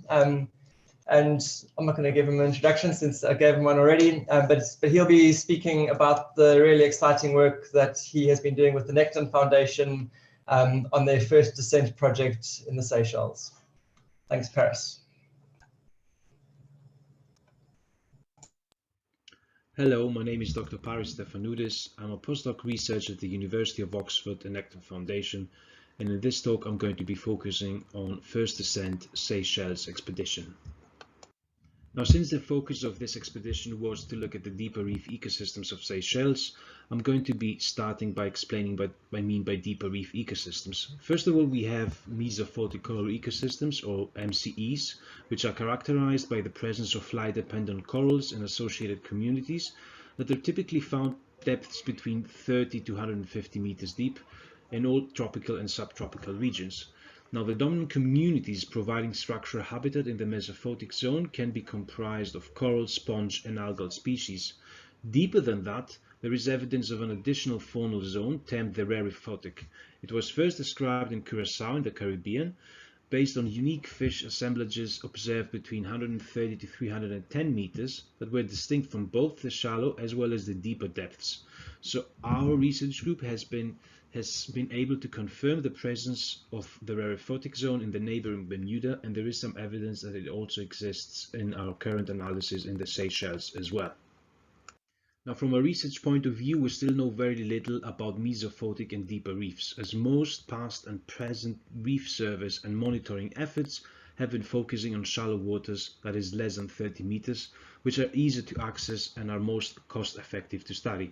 Now, those deeper reefs are considered to have more stable environmental conditions and less human impacts compared to their shallower counterparts, and have thus been suggested to act as refugia for shallow water reef organisms. Even though there has been an increase of deeper reef surveys, especially over the last 2 decades, this effort has been distributed rather unequally. This map shows the geographic distribution of MCE publications across the globe. It is striking that only a handful of studies have actually been conducted in the Indian Ocean over the last 50 to 60 years. It is within this context that First Descent Indian Ocean took shape and form. First Descent Indian Ocean is a series of missions undertaken by the UK registered charity with which I work with, in partnership with the governments in the Indian Ocean regions in order to help catalyze 30% of ocean protection by 2030. Now, the first part of this project, which is the content of this talk, has been focusing on Seychelles. Seychelles is a large ocean state located just south of the equator in the western Indian Ocean. It has an exclusive economic zone of over 1.3 square kilometers across a number of shelf regions and 150 islands. Seychelles has had a massive marine spatial planning exercise taking place over the last years in order to try and protect 30% of its EEZ, and it has succeeded in doing so in March 2020. Protecting an area equivalent to the land area of the UK, Germany, France and Greece combined, and that was 10 years ahead of 2030. This is a remarkable feat, and that should hopefully motivate other nations to follow suit. Now, the First Descent Seychelles project started in 2018 and is expected to finish by the end of 2021. While the field phase is arguably the most exciting part of the project, especially for marine biologists like all the attendants of this workshop and myself, there are a lot of additional steps to ensure that desired data are collected and turned into usable information. So throughout this talk, I'm going to present all of the steps that took place before, during, as well as after fieldwork. So the first steps in any project like this one is to try and establish partnerships and planning with in-country partners, in this case the Seychelles. Now, this is a very important step for any international project that conducts fieldwork overseas. In order to avoid parachute science practices that have been all too common in the past and are still present today, researchers such as myself that conduct fieldwork overseas must start a dialogue and establish communication channels with the host nation, and they plan to visit very early on and continue those communications throughout the project. This will ultimately lead to strong and honest partnerships being built, where all parties can contribute to the questions being asked, and the data sets generated are the most relevant and with the most impact to those actually working on the ground. So in our case, this process started about a year ago, before the actual fieldwork took place, with visits in Seychelles in 2018, the first for establishing partnerships and the second for a workshop where we jointly framed the research agenda with an extensive range of stakeholders. So once that was done, then we moved on to the field phase. First Descent Seychelles took place between March and April in 2019 and involved 60 people from 14 different nations. On board our motherboard, the Ocean Zephyr, which you can see on this picture here, we were able to visit the Seychelles outer islands and survey coral reef habitats lying between 10 to 350 meters deep. Over 42 days, we visited 6 remote coral atolls: Alphonse, Aldabra, Astove, Poivre, Daros and Desroches, across the Seychelles EEZ, which have been all identified as the most useful for informing their marine spatial planning exercise. Now, there were a lot of different kits and equipment on the ship, including submersibles and remotely operated vehicles, which have been used in order to take imagery and videos from the shallow and the deeper reefs. Nets were there in order to be able to collect surface zooplankton samples. A multi-beam mapping boat was there to get information on seafloor topography, a CTD to measure conductivity, temperature and depth, as well as other parameters in the water column like light, oxygen and others. Now, all of these were used to investigate a range of different questions.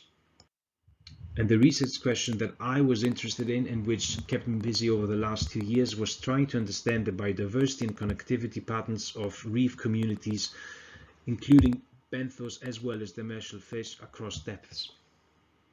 To investigate that question, we conducted transect video surveys at different depths. The depths we visited were 10 meters with divers. At 30, 60, 120 and 250 meters, we used submersibles, and at 250 meters sometimes and always at 350 meters, we used a remotely operated vehicle. We aim to have at least 3 replicate transect at each depth and at each location, with the exception of 350 meters, where we could not always conduct transect surveys due to technical issues. So this is just an example of the different camera systems that were attached on the submersible, and you can see that all of the systems are stereo video systems. That is, they are composed of 2 cameras instead of just 1. So we had the 2 on the front, 1 looking downward, which is used for the benthic communities, sort of highlighted with red, and then we also had another one looking forward, and that is highlighted with green, and that was used for the demersal fish communities. And we had also one on the side that was opportunistic and was only useful when the habitats that we were serving were very steep, in which case the downward looking cameras, for example, were not appropriate to record the benthic communities. So the next step after the field phase is actually try and identify all of the different organisms that you see in the collected video. Now, of course, that is easier said than done, and there are 2 reasons for this. One is working in the tropics. You have an incredible diversity of life, which is of course great, but it's very difficult when it comes to identifying all of these. So it's not uncommon to have more than 100 species of fish, for example, in one transect survey. In addition, a lot of the locations at depth that we visited that were not explored before, so a lot of the fauna and the flora was likely to contain new species for which we had no formal names yet. So back on land, one of the first steps was to screen all the collected video data and try and identify morphologically distinct organisms, known also as morphotypes or morphospecies, to create our own working photographic ID guide. Now, the reason why we're using the term morphotype is because in the case of benthic fauna, it is often difficult to confidently assign species level identifications using imagery only. So we grouped organisms observed into groups of morphologically similar specimens known as morphotypes, which in many cases correspond to genus or family level identifications. So all IDs were then verified with the relevant literature, online databases, communications with taxonomic experts across the Western Indian Ocean region, but also globally. And most importantly is during a taxonomic workshop that was held in South Africa in 2019, a couple of months after the expedition. So this was a unique opportunity to be able to assess all of the data that was collected, both physical samples, but in my case I was interested in everything that we saw in the videos, and together collectively try and assign some IDs to the things that we were seeing. And then we move on to the data collection and the skills training workshops. Now, in terms of data collection, you can see here an example fish transect survey video using the software Event Measure, and with Event Measure you can analyze stereo video systems like the ones that we use in our submersible and other equipment, and you can get information on identifications, on counts, on length, which is very useful, especially for fish surveys, because then you can convert lengths into biomass. And then here is another example of a benthic transect survey that was processed using the software Transect Measure, and then you can collect information on IDs, counts, again lengths, which you convert into biomass, but also percentage cover, which is really useful for benthic surveys, as well as area as well. Now, for both of these softwares, we had skills workshops held in Seychelles, where together with several Seychelles stakeholders, we worked together on how to use Event Measure and Transect Measure in biodiversity analysis. So these workshops were conducted shortly after the fieldwork took place. And then once we collected all of the data, the next step, of course, is the one of data analysis. So during the marine image and video annotation process, we recorded a total of 301 fish species, as well as 201 benthic morphotypes. Furthermore, we recorded more than 40 range and depth extensions for the fish. You can see some examples of the photographs on the left and the right of this slide, but it was more difficult to be able to make that same claim in terms of extensions of depth for the benthos. And the reason for that is there is very limited data available globally for the benthos compared to the fish, and we also used, in a lot of the occasions, we didn't have species level identifications and we went to genus or family level, so it was more tricky to understand if what you had in front of you was a depth extension or not. In terms of how certain community characteristics change with depth, overall we found a decline of fish density, biomass and richness with depth, and further pairwise comparisons between individual depths help to paint a more complete picture of fish community patterns. For example, at 10 meters there was the greatest abundance of fish, followed by 1360 meters and then the deeper depths. Biomass was comparable between 10 to 60 meters, indicating that there were larger individuals and less schools of fish present at 1360 meters, for example, compared to 10 meters. Similar patterns were found for benthic faunas as well, although the trend was not as prominent for benthic species richness, with relatively high diversity present at 120 meters. To explore patterns of community composition with depth, we used a principal component ordination analysis, or PCO, on square root transformed abundance and biomass data. On a PCA plot, each circle represents species composition data from one transect, which means that closely spaced circles indicate similarities in community composition and vice versa. So we have color-coded transects by depth, and you can see that each surveyed depth comes up as being distinct, more or less, except for the deepest depth bands, which is 250 and 350 meters. Now, it might not be as convincing that all of the depths are different with each other, as for example you might see an overlap at 30 and 60 meters, but don't forget that a PCO plot sort of represents this relationship on a two-dimension. So all of these above groupings have been confirmed at the 0.0 significance level, running a permutational analysis of variance known as permanova as well. And again, similar to what they have been founding for the fish, we also found for the benthos, and we see that using abundance or presence absence data in both occasions, again, we did have distinct community clusters at each of the survey depths, with the exception of 250 and 350 meters where communities were similar. Those findings provide evidence of reef zonation patterns in the Seychelles that are similar to what has been described in tropical and subtropical reefs from the Atlantic and the Pacific. In fact, a distinct zone at 10 meters corresponds to an altiphotic zone, or more commonly known as a shallow reef zone. At 30 meters, this distinct community corresponds to the upper limit of the mesophotic coral ecosystems. At 60 meters, you have the transition from the upper mesophotic to the middle mesophotic zone. At 120 meters corresponds roughly to a lower mesophotic, or the beginning of the upper rarefotic zone. And the reason why I'm using here the term rarefotic is because, based on the fish assemblage data that we had from Seychelles, we saw that the communities there, they had little overlap with those at 60 meters, but the families that were representing those communities were actually shallow water families, so they were not found in deeper waters as well. And this is one of the key defining characteristics of the rarefotic zone, that you have distinct genera, but the families are the same ones as found in the shallow waters, but not the same ones as found in the deeper waters. And that was the case for the communities at 120 meters in Seychelles. And finally, 250 and 350 meters, which can be described as the upper bathyal zone. The majority of the fish families, for example, present there concern typical deep sea families that are usually found below 200 meters up to several thousand meters deep.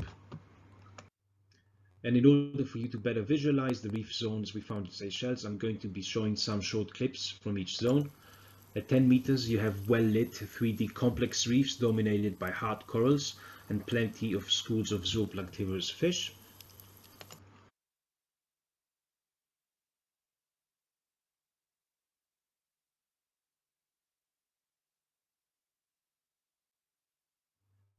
At 30 meters, you have a range of different octocorals. Black corals start to appear as well as sponges start to become a significant part of the benthos, while hard corals are present but not as common as at 10 meters. At 60 meters, there is almost a complete loss of hard corals, and those that remain have usually a plating morphology that increases the surface area in order to maximize the amount of light that they are able to capture. There is also an increasing abundance of sea ferns and encrusting organisms.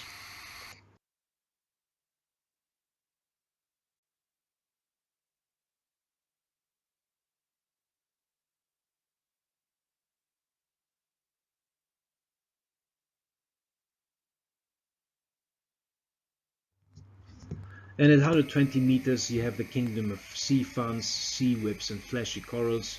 You have many species of colorful wrasse and basslets that were not seen in other depths that we have visited, and they were just found at this particular zone.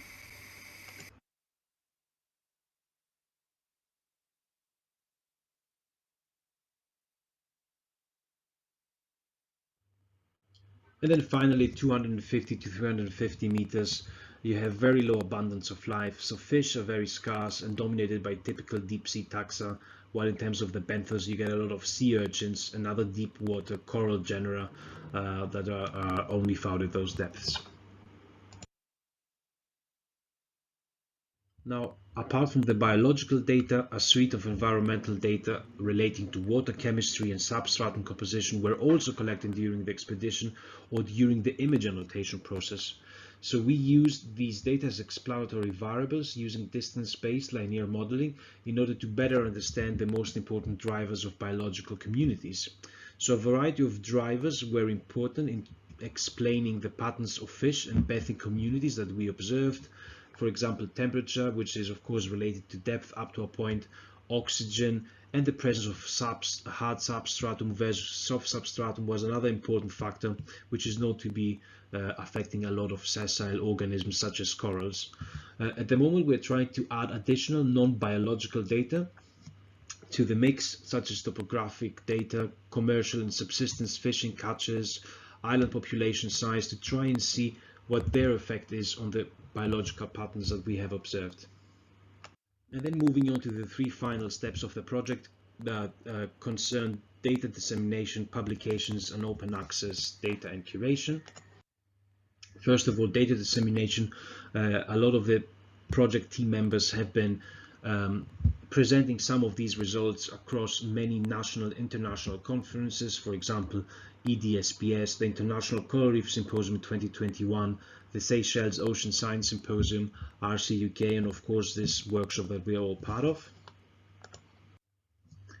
And then a number of publications are being written at the moment. One that I would like to draw your attention to is the Reef Benthos of Seychelles, which is a photographic field ID guide of all the different benthic organisms that we saw, which is currently, it has been actually accepted for publication in Biodiversity Data Journal, and it should be out in the next couple of days and weeks.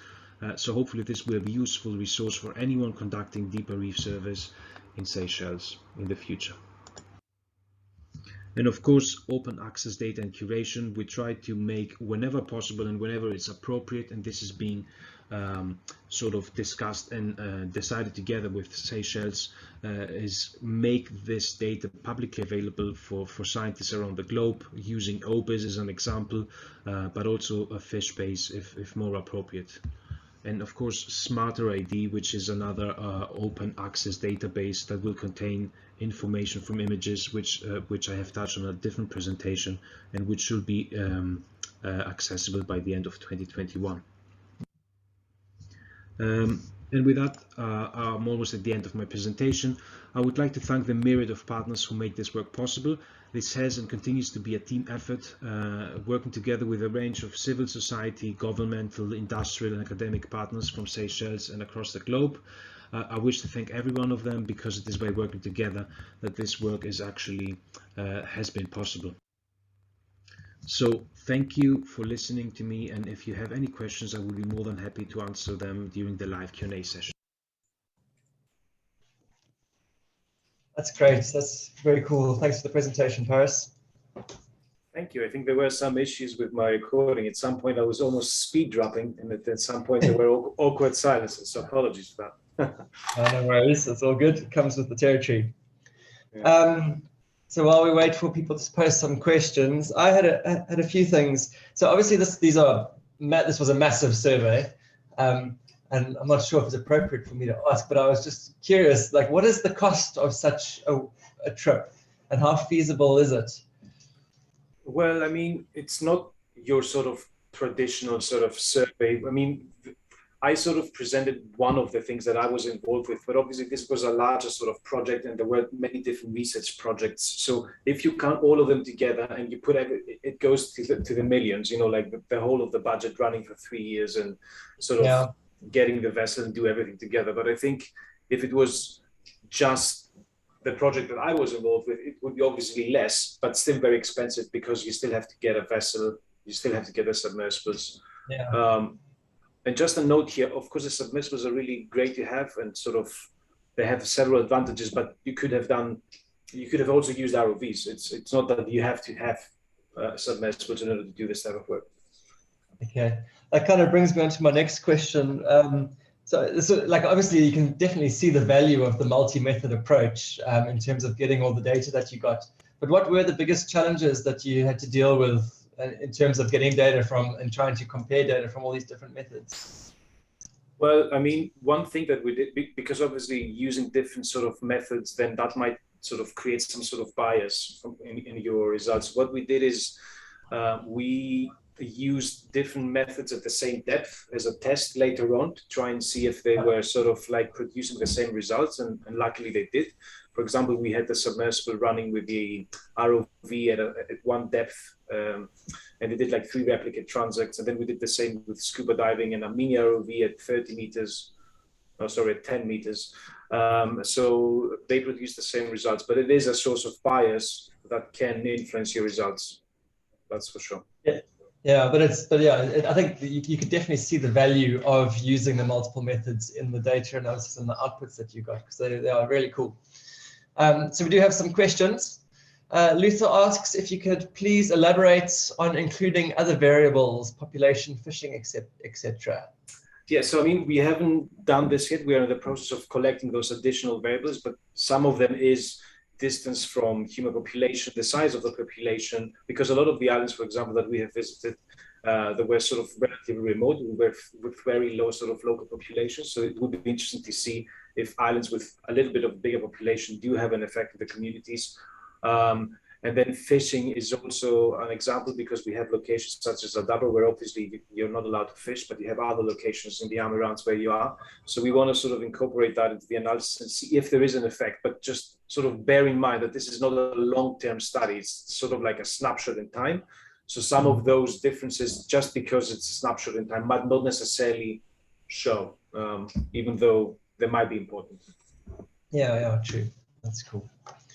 So from Katie, absolutely fascinating. Well done on the work, very exciting. Has the project sampled in Mozambican waters, or will it do so in the future? If so, who would I contact about collaboration? No, I mean, this particular project, at least the one that I presented, was sort of focusing on in Seychelles, and then there are sort of upcoming expeditions planned. So one was to happen in Maldives in 2020, and obviously due to COVID, it didn't happen. I think Kaylee, as well as Andy, you were supposed to be on the boat at some point, but it didn't happen. So the next one that is probably going to happen, I say probably because it's not sort of confirmed, again, due to COVID, is in the Maldives in 2022, and then potentially a third location in 2023, but that's sort of with a question mark, just because of the timelines that have been shifted back. But for Mozambique in particular, we're sort of looking always like where the next location should be. And I think if I forgot who sort of asked that question, but the best person to contact to would be, I guess you can contact myself, and I can put you to the relevant people as a starting point, I guess. Yeah, it was from Katie Reeve Arnold, but then also Stella Marie Fernando from the IIP, which is also based in Mozambique. They also would be very keen to collaborate on these types of projects in the future. I know it's not the same scale, but I know the Wildlife Conservation Society guys work quite closely with different people in Mozambique to do a lot of baited camera related work, and they will be doing quite a bit in the future. So if you are looking for collaborations along those lines, you could definitely contact them. Yeah. Okay, cool. Sorry, I'm getting lost in my questions. Okay, so how long does the submersible remain close to the sea floor before having to come back to the surface? No, it depends, I guess. No, it doesn't depend actually. So it can be a couple of hours. So usually the maximum, I guess, could be about 6 hours, including like the going down and up, which might take like an hour and a half, depending on the depth, and sort of because you know, you have health and safety. So you can be there for 3-4 hours, I think. Yeah. This particular submersible. There are other ones, like the one that the Marianas Trench last year, I think, or the year before, which obviously they can stay much longer. They have been designed for that. I assume they've got bathrooms of some sort. Well, you would think, but no, they don't. You never know. It's just a plastic. It's just a plastic bag. That's your bathroom. Yeah, right. From Saeed, were the transects continuous from shallow water, or the way to the deeper reefs? No. How do you get to involve? Sorry, and then the second question, was how do you get to involve other researchers to help in the identification of the fauna? Okay, so for the first one, they were not continuous. So what we did with all the transects at particular depth were conducted usually in one dive, and because you had like replicate sort of transects at each depth, you wouldn't have necessarily a lot of time to do another depth zone in that singular dive. But if there have been occasions where maybe like we did 2 transects and the third one didn't work for some reason, so we had to do another dive where we had one transect at one depth, and then we moved a little bit deeper to do the rest of the transects at the other depth. But it wasn't like a vertical transect; they were sort of horizontal transects, so always like at one depth, and then moving to the next depth and start filming again. So rarely would you be in a sub and going from the very shallow to the deep. So usually we're stuck like with one depth. And then in researchers to have the identification of the fauna. I mean, the statistical, the workshop that we had, the taxonomic workshop, which we had in SciUp, had a lot because there were a lot of taxonomic experts from the WIO region who were able to help. And I remember like we had sessions where we literally went through the footage and sort of started identifying things. So that sort of helps. Obviously, that is not always possible.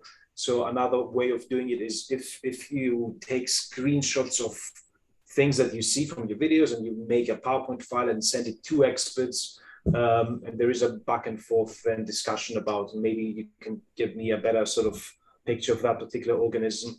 And that sort of helps with some of the identification. So definitely sort of talk to taxonomists and try and collaborate with them. Yeah. I guess taxonomists get asked a lot. So yeah. Great. And then the last question is from Amy. Thanks for the presentation, Paris. Can the transverse measure software, so maybe transect measure software, be used for percentage cover of seagrasses? Yes, they can. And I think we have done this, for example, in this particular, like any other sort of like benthic group, we did estimate the percentage cover of the including the seagrasses. Essentially what it does is you have this grid of cells like in CPCE, like coral point cover, and then any sort of points that land on a seagrass, they would be used to estimate percentage cover of seagrasses. Great, thanks, Paris. And then we've got a hand raised apparently from Ramadhani. I don't know if you would, I don't know how to unmute you if you want to ask your question. I can't find your name. I can't see. Oh, there's the hand raised. Ask to unmute. Okay, sorry.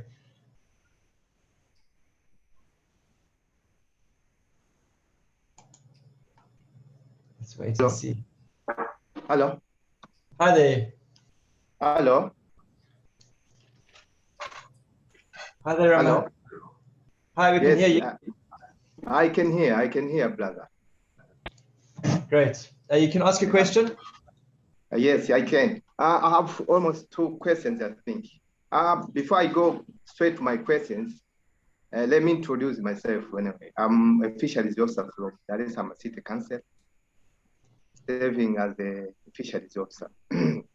I've got two questions, as I have said earlier on. One is how does the camera capture species, fish communities, which build themselves into the seafloor? That is one. The second one, do you think your camera can be conditioned in such a way that it can focus into a certain species of fish? That's my submission. I think for the first one, I think you're asking if essentially, how can the cameras record fish if you're looking at the seafloor? And is that the question? Hello? I think, is the question for the first one, how can your cameras record fish if they're looking at the seafloor? Is that the question? No. I meant that there are some fishes, for instance, channels. I think you are aware with channels. That one do burrow on the seafloor. It just burrows itself into the seafloor. My question on that is your camera capable of capturing such fish species which are burrowed themselves into the seafloor? Okay. So I guess the cameras, the way that we have sort of positioned them, they were good for monitoring, for sort of like capturing fishes that were living close and a little bit above to the seafloor. So anything sort of above in the water column, or anything that was purely sort of like hiding between sort of corals, for example, a lot of cryptobenthic species. I don't think with this method we could potentially capture them, or maybe we could, but not consistently. So it was not designed for capturing those particular types of fish. And then what was the next question? Oh yes, if you can sort of position your cameras in a way that captures specific species, I don't think you can do that. I think you can sort of play with the orientation and the way that they look, so you can target specific sort of parts of the seafloor, but you cannot control which particular species it will be targeting. It will be whatever sort of ends up in front of your camera, especially with big kits such as submersibles, which you don't have very fine control of where they will go, like with diving, for example. Okay. Great. Okay. I think it's a bit clear. Anyway, I can say that is clear. I can say. Great. Thanks very much for the question. Thank you very much. Thanks. Okay. Is there any other questions? Sorry, I'm just checking. Okay, no, the questions are done. Thanks very much, Paris. Yeah, that was really excellent. Nice to see that example of the work in application being applied at least. Thanks. Okay. Thanks everyone for attending today. We are basically done for the day. I'm just going to recap of what we went through. So to start off with, we received some great information about the different software packages that are available for analyzing benthic images. And that was presented by both Paris and Luther, gave a really great example of how to use the CATAMI classification scheme, which is a nice standardized way of classifying biota that you see, together with the CPCE. And then Daniel and his team from Beagle gave a really great presentation on the capabilities of Beagle. And I think the work on the data-driven models for the taxonomic classification and the automated processing of images and videos is really exciting, and is probably the crucial step that's going to fully unlock the capabilities of imagery-based research.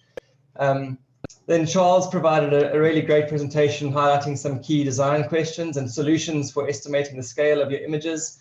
I think this also highlights like a really important aspect of being a field biologist, which is troubleshooting and figuring out the ways to overcome some of your methodological shortcomings. And there was a great example of that. And then Denon provided a nice overview of the different statistical analyses that you can use to understand your data, or to analyze your data. And like some of the key messages from that were, you need to actually have a really good understanding of the data that you have and what you can and can't do with it. But then also make the most of the resources that are out there. There's a huge amount of freely available and also paid for resources where you can find really useful information to get that statistical training that you require. And then also obviously invest time in learning in learning the programming languages such as R and Python, because these will stay with you forever. And then to end off with Paris again, provided a really great presentation of a imagery-based research project in practice, and what you can achieve with it. So it's great. Yeah, and then tomorrow we are going to be focusing on data management and data analysis together with Bravs. So yeah, please join us again for tomorrow. And thanks very much for your time today. And thanks very much for all the presenters. You did a great job. Cheers.